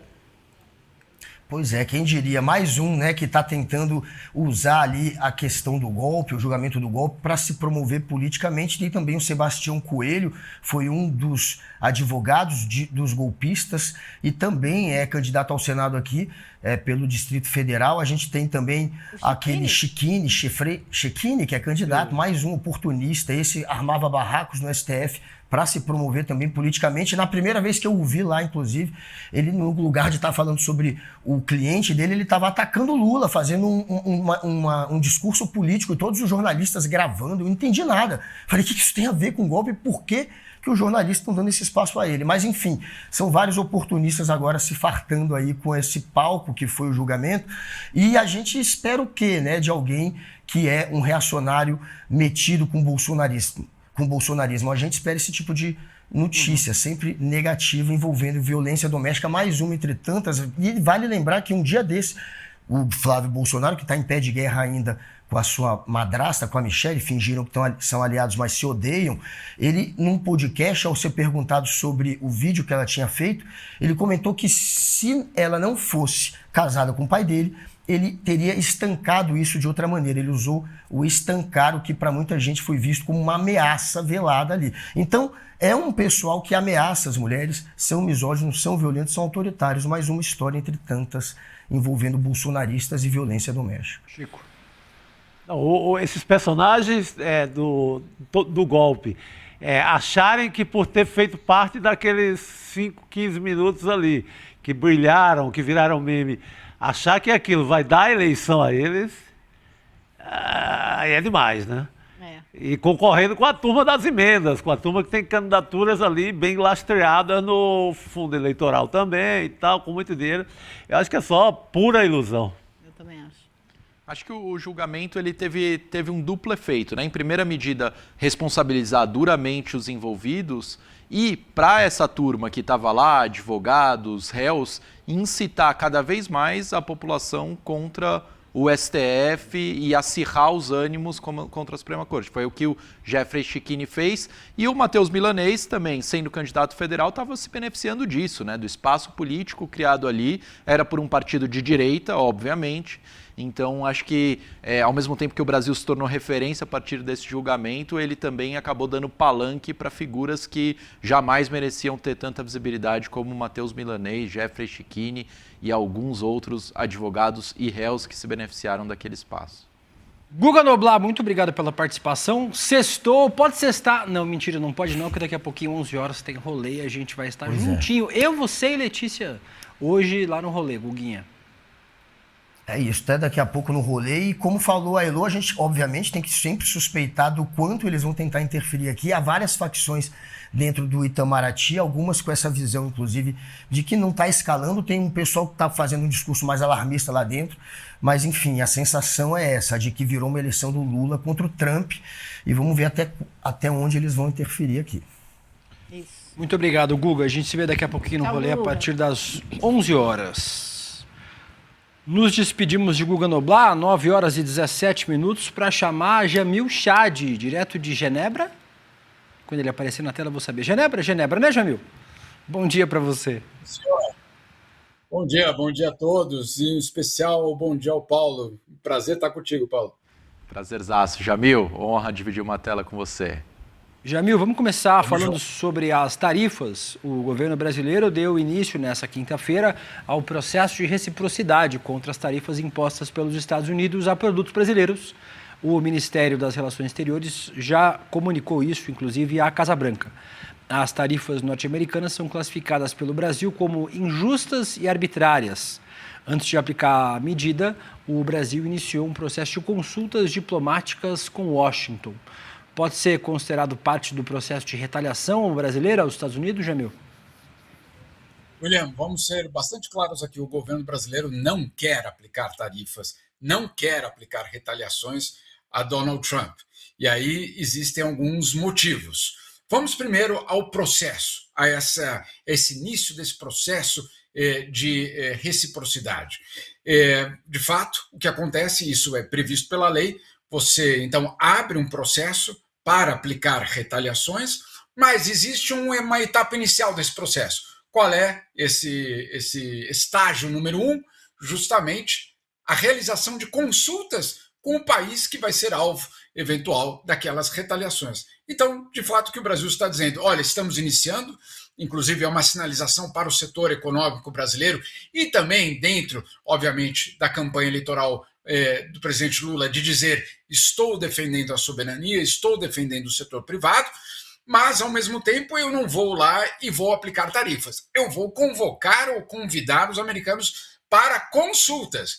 Mas calma aí, as consultas já não vinham acontecendo ao longo dos últimos 12 meses.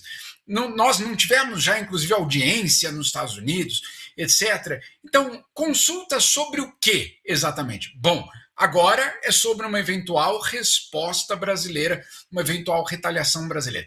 Agora, por que uma retaliação brasileira não interessa neste momento ao governo brasileiro? Em primeiro lugar, e aí é uma questão econômica, a assimetria entre a economia americana e a economia brasileira é brutal. Não é nenhum tipo de segredo de Estado isso. Sim, há uma assimetria entre a maior economia do mundo e sim, a economia brasileira, apesar de ser uma das maiores do mundo. O que acontece quando há uma assimetria dessa dimensão?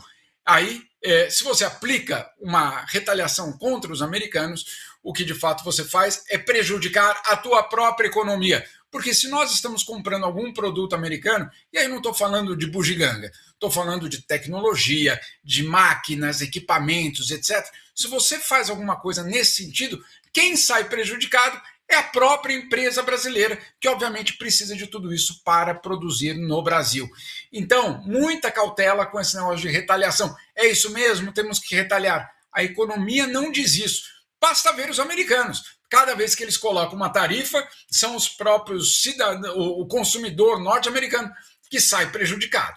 Então, em primeiro lugar, retaliação nunca é um bom caminho. Mas tem um segundo aspecto, e esse segundo aspecto é político. Hoje, está no colo de quem o tarifaço? De Flávio Bolsonaro.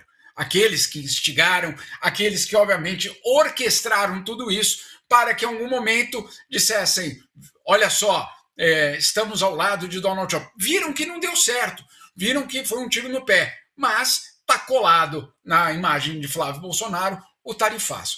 Se o Brasil vai lá, retalia os Estados Unidos, e os Estados Unidos já avisaram, se o Brasil adotar qualquer tipo de tarifa contra os Estados Unidos, nós iremos aumentar aquelas tarifas que já estão em 37%. Ou seja, o governo norte-americano vai responder. Se o governo americano responder, adivinha no colo de quem que vai cair esse segundo tarifaço?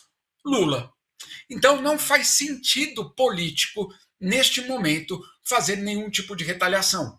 Por isso, essa orquestração toda é um jogo xadrez, né?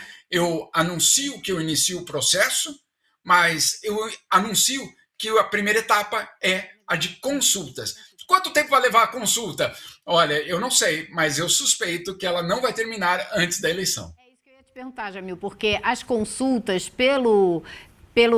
tecnicamente falando, podem levar até 60 dias. E depois disso, a próxima fase são mais de 200 dias.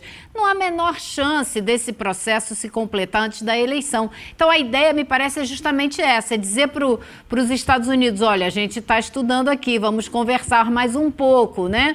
E deixar isso para depois das eleições. Mas também não deixa o governo completamente sem uma resposta, porque também não pode simplesmente sentar e falar que bom, fomos retaliados e vamos ficar olhando e achando graça, né? Exatamente. É esse equilíbrio que é muito delicado, é um equilíbrio e qualquer escorregão, obviamente, pode ser prejudicial tanto para a economia brasileira quanto para a campanha do presidente Lula.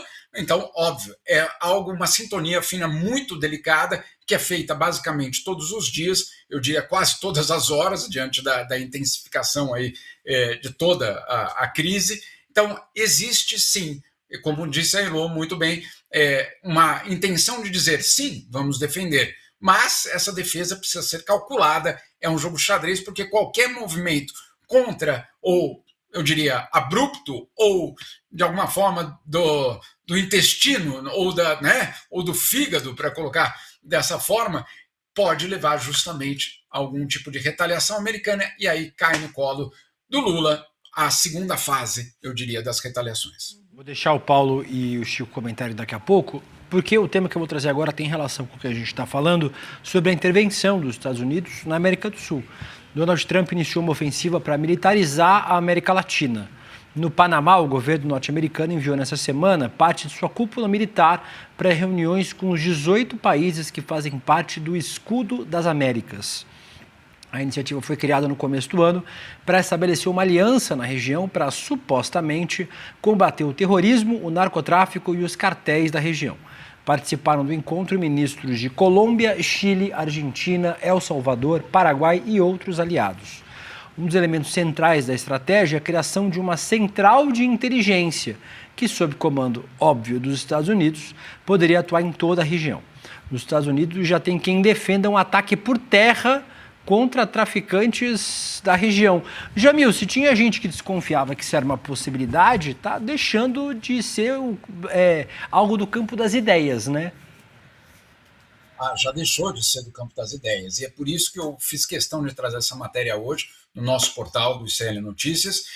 Nós vimos nos últimos dias declarações do Pete Hegseth dizendo que pode atacar por terra, fazendo todo tipo de, eu diria, de declaração bombástica, etc.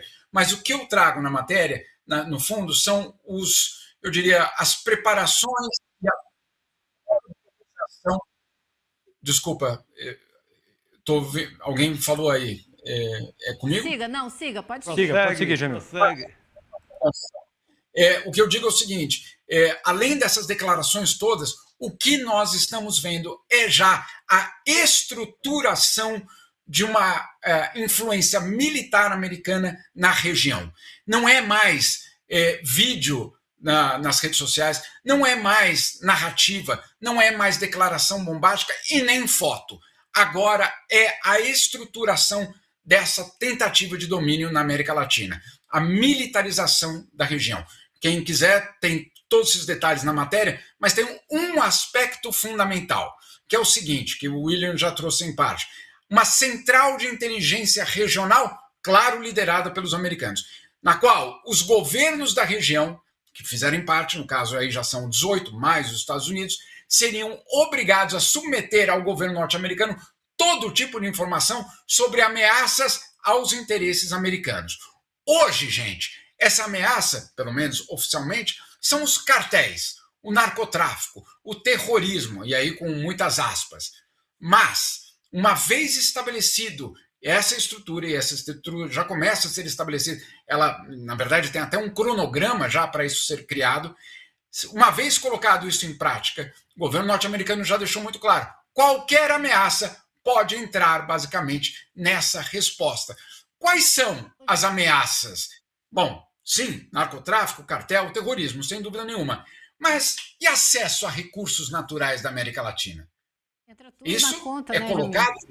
Entra tudo na conta. Entra tudo na conta. E a gente já está vendo concretamente essas coisas acontecerem. Por exemplo, o que aconteceu na Venezuela não ficou só na Venezuela. O Washington Post tem uma matéria de capa hoje exclusiva falando das operações da CIA na região de Galápagos, derrubando...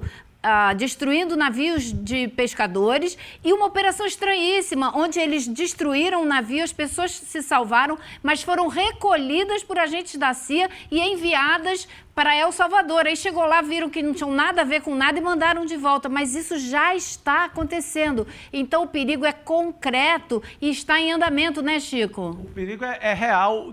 Eu vi a matéria do Jamil e corri ali nos jornais da América Latina para ver o que estava acontecendo. O Jamil, aí, assim, todos confirmam na mesma direção que você vem. O governo da Colômbia acaba de fechar com os Estados Unidos a chegada de tropas, inclusive tropas em Letícia, fronteira com o Brasil. Então, não estamos falando de abstrações.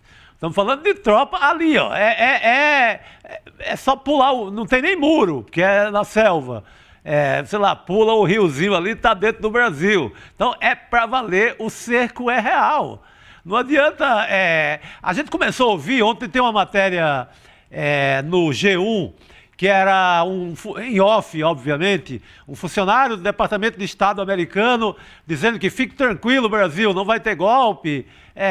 Então, eles começaram a plantar também contra-informações nesse sentido, viu, Elu? Assim, pelo menos eu estou lendo como isso. Começou ontem, Jamil, não sei se você percebeu, mas começou a rolar muita informação no Brasil, ali notinhas e outro tipo de informação, dizendo que, fica tranquilo, Brasil, que não vai ter nada aí. Me lembra muito 64, do que a gente leu sobre 64, do que o próprio Lincoln Gordon, que era o embaixador no Brasil, ficava dizendo, fica tranquilo, Brasil, que não vai acontecer golpe, não vai acontecer nada. O Brasil toma conta do destino do Brasil. Mas, gente, ao mesmo tempo está encostando ali em Letícia e Tarapacá, que é lá também na fronteira, Colômbia-Brasil, as tropas do Trump. Então, gente, vamos acabar com a ilusão. É para valer. Vamos acabar com a ilusão, e dois elementos nessa tua pontuação são muito importantes. O primeiro deles é, sim, essa contra-inteligência, se a gente pode dizer, né? Ou pelo menos essa operação para dizer, não, fiquem tranquilos. Mas aí, se você vai ler com muito cuidado a frase do Departamento de Estado, tem uma pegadinha, que é o seguinte, eles deixam um lugar que eles falam que o governo norte-americano vai respeitar a eleição brasileira transparente e justa. Agora... Segundo os critérios deles, né? Sim.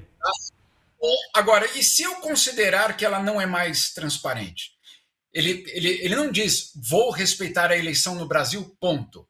Eu vou respeitar a eleição no Brasil desde que ela seja transparente e justa. Justa para quem? Transparente no quê? Né? Então, tudo isso é muito fundamental nessa pequena frase que fica ao final, basicamente, dessa declaração. Um outro ponto, e aí, só para te completar isso, Chico, porque você tem toda a razão, eu ouvi muita gente, justamente latino-americanos, diplomatas latino-americanos, que estão dizendo o seguinte: olha, essa operação de compartilhamento de inteligência para pegar ameaças contra os Estados Unidos já teve nome nos anos 70. Chamava Plano Condor. Era isso que era o Plano Condor. Claro, hoje ela é explícita. O que não é explícito hoje é o objetivo.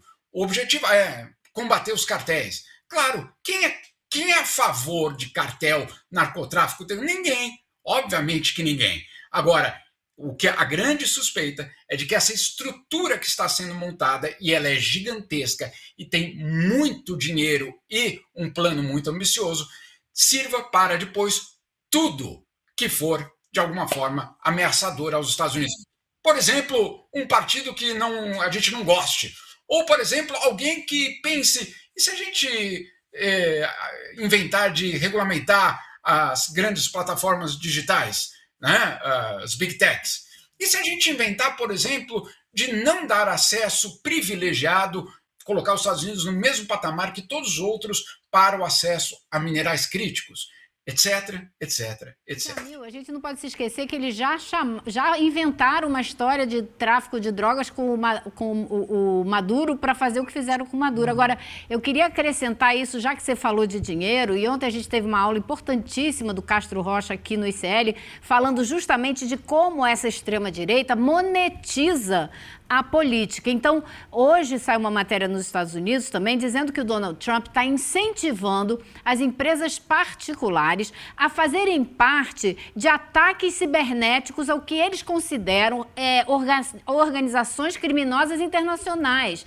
E essas empresas, tem uma empresa muito importante nessa história que, junto com a empresa do Elon Musk, pegou quase toda a grana do Pentágono, que é uma empresa chamada Anduril, que vai ter lançamento em bolsa em breve. Bom, você sabe quem são alguns dos donos dessa Anduril, que faz inteligência artificial, que faz essa coisa da segurança cibernética? São os filhos do Trump, entendeu? Então, assim, eles promovem esse tipo de violência, estão se aproximando, sim, de intervenção aqui, estão planejando essa intervenção de forma muito concreta, como você disse, e estão monetizando para ganhar dinheiro com isso. Jamil, eu pedi para você comentar brevemente, que a gente tem que encerrar, tá? Desculpa, o golpe é completo, Elu. É isso. Não precisa ser tão brevemente sim também, mas tudo bem, você foi muito telegráfico, era só para ser conciso, mas tudo bem, Jamil Chad, quero muito te agradecer a participação. Só dizer uma coisa para o Paulo, na verdade.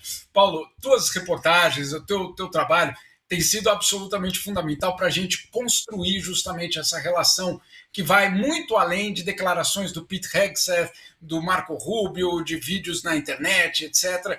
Então, realmente, conto contigo para descobrir. Eu estou aqui te esperando, basicamente, para saber o que mais pode vir nesse caminho. O que a Elo disse, e, na verdade, o vídeo de ontem, a aula do professor, tudo isso vai nesse sentido. Nós não podemos imaginar que, do outro lado, não exista um plano ambicioso, muito bem financiado, e eles contam com, segundo eles, tempo. O processo, o ciclo eleitoral não importa. Eles vão atuar, mesmo que eventualmente tiver alguma perda aí na eleição legislativa nos Estados Unidos, etc. O que está sendo criado, termino com isso, Will, o que está sendo criado na América Latina é uma infraestrutura de guerra contra qualquer um que ouse ter ou demonstrar autonomia em relação aos Estados Unidos. É isso que está sendo criado hoje na América Latina. Muito bem, Jamil Chad. Sextou, viu? Pode tomar um chocolate quente suíço aí. Não, tá calor, né? Tá calor aí, então melhor não. 36 graus, Hugo. Pelo amor de Deus, toma uma limonada suíça. Boa. Alternativa. Valeu, Jamil. Beijo pra você. Tchau, Obrigada Jamil, pela participação. Vamos aproveitar para atualizar a história do Cláudio Castro, outras informações sobre a operação de busca e apreensão que envolve o ex-governador do Rio de Janeiro. No total, 7 pessoas são alvos da operação hoje, entre elas 2 ex-secretários do Cláudio Castro. O Bernardo Rossi, que eu já havia falado antes, ex-secretário de Ambiente e atual candidato a deputado federal, e José Mauro Júnior, ex-secretário de Transformação Digital. A PF investiga suspeitas de fraudes na concessão de licenças ambientais à Refit, antiga refinaria de Manguinhos, certamente logo menos no ICL Rádio News, com a Roberta Garcia e o Lucas Rocha. Teremos mais atualizações sobre essa operação da polícia. Aproveitar para falar com a Luana Araújo, médica infectologista e epidemiologista, sobre o retrocesso das vacinas. Luana, bom dia, um prazer ter você aqui com a gente nessa sexta. Bom dia, pessoal. Bom dia, William, Elô, Chico, Paulo.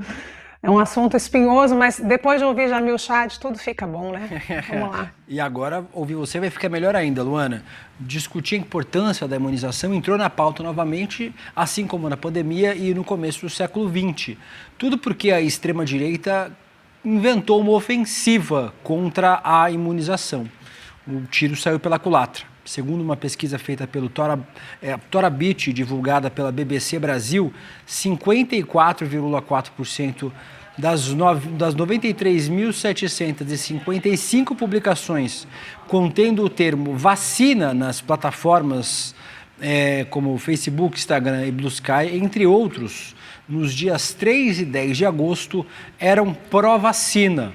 Uma minoria de 28,3% era antivacina. Vocês estão vendo aí na tela a imagem que mostra estes números. A maioria das postagens sendo pró-vacina. A gente também tem uma arte para entender como é que esse debate começou. Luana, em 27/9, Peraí, essa a história dos ataques às vacinas. O Anthony Fauci é acusado de mentir sobre a atuação na pandemia. No dia 2/8, Nicolas Ferreira defende a hidroxicloroquina em vídeo. No dia 7/8, Eduardo Bolsonaro diz que pagou para a filha não se vacinar. E no dia 10/8, Donald Trump revê a política de vacinação infantil nos Estados Unidos. O que é, Luana, e certamente você como médico esperava ver menos do que eu acho, um retrocesso histórico, em especial no Brasil, que é um país que sempre teve uma grande cobertura vacinal e sempre foi um país visto como exemplo em outros países por conta dessa política de vacinas, né? Sem dúvida, mas existem aí alguns fatores que fazem, primeiro, com que a vacina seja vítima do próprio sucesso, né? A gente comentou sobre isso durante a pandemia. Há uma menor percepção de risco das pessoas, uma vez que elas não veem mais alguém morrer de sarampo, que foi das maiores causas de mortalidade infantil da história. Elas não veem mais, não testemunham mais as crianças com aquelas membranas sufocantes da difteria. Então, quem não vê isso acaba não tendo essa percepção de risco e começa a considerar a intervenção como dispensável. Então, a gente precisa sempre lembrar as pessoas o que as vacinas combatem, porque elas são tão sofisticadas quanto vulneráveis, né? Quanto frágeis, no sentido de que é preciso que a gente continue investindo e insistindo na proteção coletiva. Agora, o que está acontecendo nos Estados Unidos e o que está acontecendo aqui, obviamente não tem absolutamente nada a ver com ciência, porque a ciência não mudou o seu conhecimento, ela não deu uma guinada de 180 graus no que se acumula há séculos, né, desde o início da vacinação, principalmente aí nos últimos 50 anos aqui no Brasil. O que acontece é que a gente está, como vocês já discutiram aqui, num período eleitoral, num ambiente extremamente polarizado, tanto aqui quanto nos Estados Unidos. E o tema da vacina, ele mexe com paixões, né? Ele mexe com infância, com a ideia de autonomia, com a ideia de proteção coletiva, uma ação individual, com essas possibilidades, infelizmente, baseadas na ausência ou na assimetria, vamos colocar assim, de conhecimento e de senso crítico que as populações podem ter.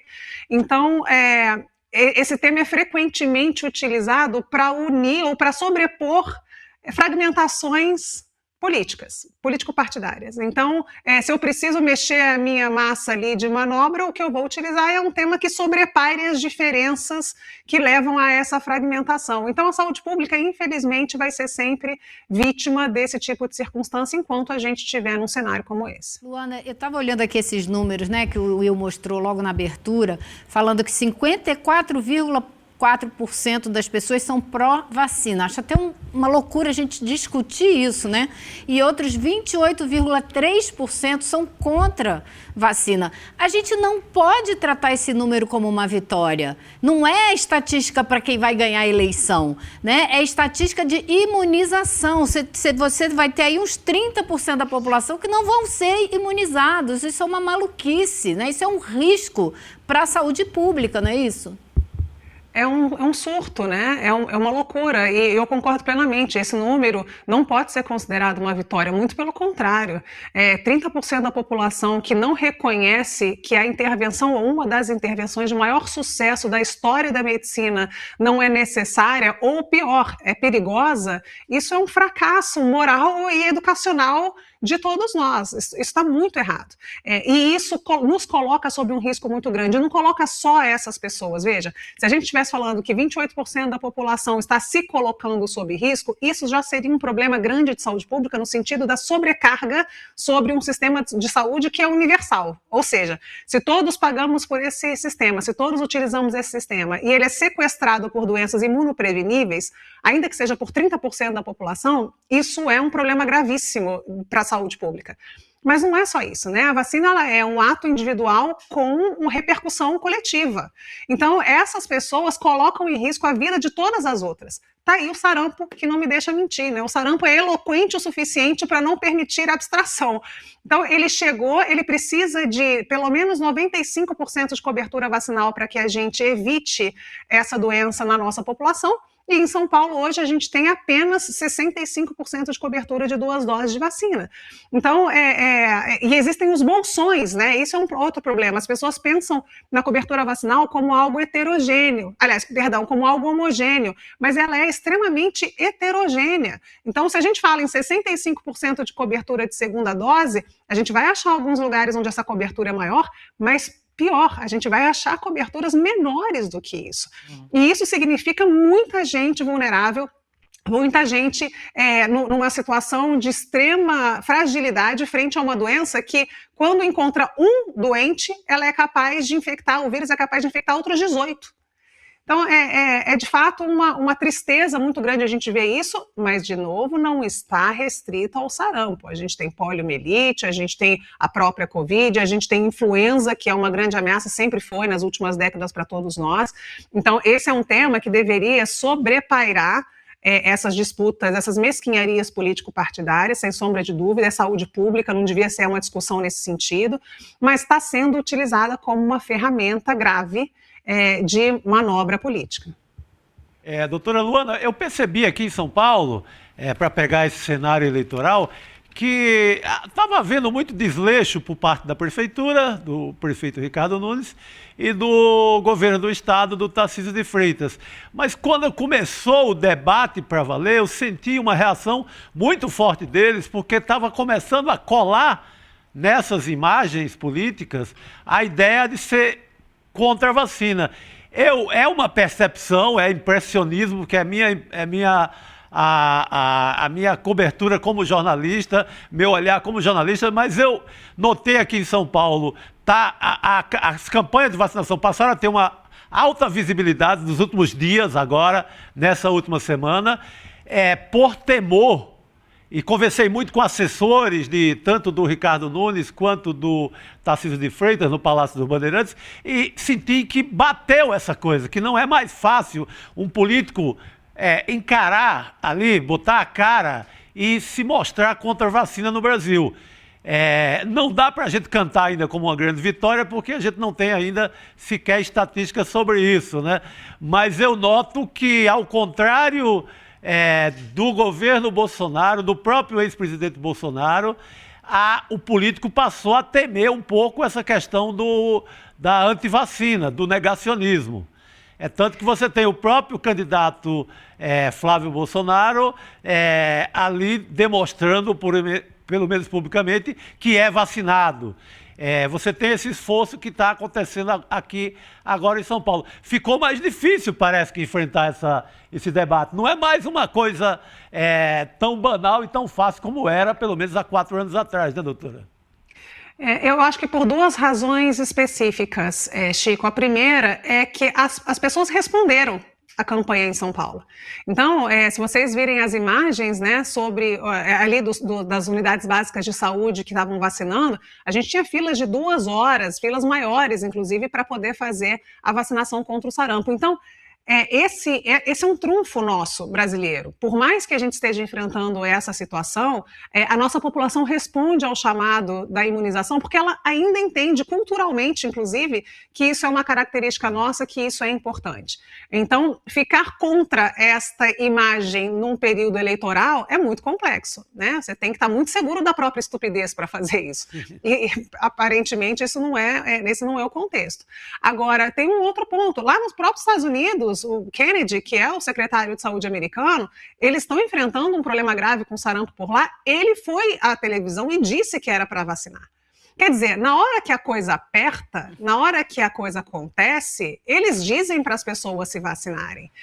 Mas as mensagens mistas, né, essas mensagens confusas, elas não ajudam em nada a saúde pública. A saúde pública é sobre transparência, sobre comunicação clara, sobre ser muito honesto e lúcido, né, com relação às ferramentas, aos seus riscos, aos seus benefícios. Então, quando você faz uma campanha dizendo, eu não vou vacinar minha filha, paguei para não vacinar a minha filha, isso é um atestado de completa ignorância, de completa estupidez e de um desprezo pela saúde popular que devia ser encarado por todo mundo como uma ofensa ao mundo nacional. Como crime, para mim é crime. Sim.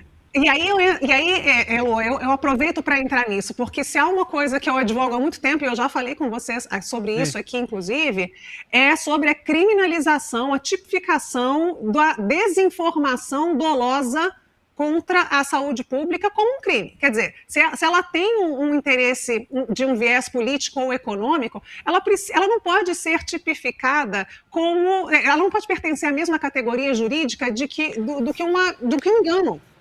Né? Do que a falta de informação. Às vezes, quando a gente fala em desinformação, essa palavra parece um tanto quanto asséptica, né? Ela é asséptica, então fica parecendo que não intencional. Não é. O dolo é real, o dolo está ali. E isso significa que tem um impacto sobre as pessoas. Então, isso precisa ser tipificado. Essa luta é uma luta desigual. Vocês não veem, e não é coberta uma conversa como essa nossa aqui, e de tantas outras pessoas com esclarecimentos sobre saúde pública, com a mesma veemência que essas declarações estúpidas chegam até a mídia e as pessoas.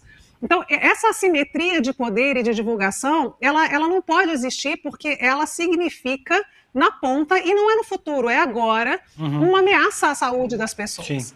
Então, a gente precisa começar a trabalhar isso de uma maneira em que a gente crie um ambiente muito mais justo para esse tipo de conversa. Luana, a volta dos negacionistas, inclusive, é tema de reportagem de capa da revista Liberta neste fim de semana. A revista chega amanhã para vocês. Belíssima capa, inclusive. Os negacionistas voltaram. A reportagem de capa é assinada por José Gomes Temporão, por você e pelo Gustavo Cabral. A edição traz ainda artigos de Jamil Chad, Juca Kfouri, João César de Castro Rocha, Luiz Costa Pinto, Leonardo Boff, Vitor Marques, Paulo César Teixeira e a charge de Borega. Imperdível. Muito obrigado pela participação na manhã desta sexta-feira, Luana, e um tema importante demais para a gente discutir, inclusive na reportagem da revista Liberta, um retrocesso de saúde pública, e que é importante explicar sempre, né? Tem gente que acha que é uma decisão individual, e não é uma decisão individual quando você afeta coletivamente outras pessoas. Saúde pública, deve ser tratado como tal, Luana. É isso aí, gente. Eu agradeço imensamente aqui a oportunidade da revista também, para a gente poder documentar isso de uma maneira que chegue às pessoas da forma mais direta e clara possível. E eu só deixo um alerta, a gente vai ver esse tipo de manobra durante muito tempo aqui ainda, principalmente e de uma forma mais intensificada até o período eleitoral, né? Até a gente encerrar isso. Então, eu também peço às pessoas que ouçam essa baixaria, e desculpa porque eu não consigo usar um outro vocabulário nesse momento, com muita parcimônia, com muita lucidez, entendendo o que essas pessoas estão dispostas a colocar em jogo pela possibilidade da eleição. Então, se essas pessoas que aí estão se sentindo confortáveis o suficiente para jogar com a sua saúde em nome da sua eleição, da sua conquista daquele posto político, o prognóstico para 4 anos ele é muito ruim. Então, eu só queria que as pessoas entendessem isso e tivessem a lucidez de avaliar todos os aspectos desses posicionamentos até as eleições de outubro. Muito obrigado, Luana. A gente continua contando com você para ampliar esse debate. Conversamos com a médica Luana Araújo. Vamos falar agora, quem está com saudade do Despertar? Eu tô, porque é no meu aniversário. 2 dias antes do meu aniversário, dia 19 e 20 de setembro, Vibra São Paulo, nossa comunidade se encontra num evento espetacular, né, Chico? Uma energia muito boa, um calor humano muito grande e a gente vai ter mais uma vez juntos aí. Os ingressos começam a vender no dia 16 de agosto, conhecido popularmente como a próxima segunda-feira. Você já pode deixar a sua reserva aí garantida em icl.com.br/evento, porque já tem ICL Eterno com o ingresso. O evento de ontem já tem gente com ingresso, Chico. Então é bom correr, porque depois vão dizer, não consegui meu ingresso, não vou ver o Chico Sá, não vou ver a Luísa Vilela, não vou ver Paulo Motorim. Tem que garantir o ingresso para poder estar com a comunidade, Chico Sá. Corre, que é um belo encontro, né? Lá é a chance, o Motorim vai ver esse ano, que é de você encontrar gente que nos acompanha no Brasil inteiro, que sabe mais da gente do que qualquer um, do que nossas mães, às vezes. Acompanha o CL, sabe a sequência, começa ali com o Panuzzi e vai até o final, até o fechamento. E é assim, um encontro, muito debate, muita conversa. Tem o palco, as apresentações, tem música, tem cultura ali no palco, tem debate, mas lá embaixo também, na plateia, quando se dá uma descida ali, é muito gostoso, muito bom. E compre seu ingresso, garanta esse encontro com a gente. Muito bem, dia 19 e 20 de setembro, Vibra São Paulo. Aproveito para comemorar meu aniversário, que é dia 21. E a gente se encontra lá no Despertar 2026. A gente tem mais uma última notícia antes de partir para os finalmente. Pedir para abrir a Jurubeba, eu já aprendi que não pode antes das 11. Já aprendi que não pode antes das 11. Então, para tomar um café. Tomar um café pode, né? Esse horário, Chico? Café batizado como o do juiz, Paulo. Como do juiz. Senado em Alagoas. O ex-prefeito de Maceió, João Henrique Caldas, do JHC, desistiu de concorrer ao governo de Alagoas e vai disputar uma das cadeiras ao Senado. A decisão irritou o Arthur Lira. O Arthur Lira acabou de se livrar do outro homem lá, do Alfredo Gaspar, apareceu mais um concorrente. Alagoas não é brincadeira não, bicho. Exatamente. Alagoas não é brincadeira. O Arthur Lira ganhou mais um concorrente aí. Outro concorrente ao posto é o Renan Calheiros. Antes de tomar a decisão, o JHC avisou o próprio partido, o PSDB, e o presidente Lula. A Elô vai explicar pra gente. Você achou que não ia levantar hoje, Luísa? Eu vou. A Elô no telão virou um patrimônio desse programa. Tem que dar provas da minha estatura, né? Vamos lá, gente. Vocês fiquem à vontade para ajudar explicando esse imbróglio aqui, que não é pouca coisa. Alagoas é um estado que surpreende sempre, né? Tem políticos importantes, ex-presidentes que acabaram sofrendo impeachment, mas enfim. Vamos lá, o que está acontecendo? Vamos começar aqui do JHC, famoso prefeito de Maceió. O JHC, ele era do PL, saiu do PL e foi para o PSDB. Mas ele fez um acordo no ano passado, no começo do ano passado, com o presidente Lula, através do qual ele não ia atrapalhar a vida dos calheiros, ia ficar ali, talvez sair para alguma posição, mas ele estava com um acordo com o Lula porque ele queria que a tia dele fosse para o Supremo Tribunal de Justiça. E ela foi. E a promessa é que ele ia sair do PL para ir para o PSB de bola. Ele não saiu. Ele rompeu esse acordo e acabou se mudando para o PSDB. Bom, o que acontece? A gente está no dia 15, mais conhecido como amanhã, os partidos todos têm que fechar as suas candidaturas, definir todo mundo quem vai concorrer a quê. Não é que na calada da noite, sem que ninguém estivesse esperando, o JHC aparentemente decide que vai concorrer ao Senado pelo PSDB.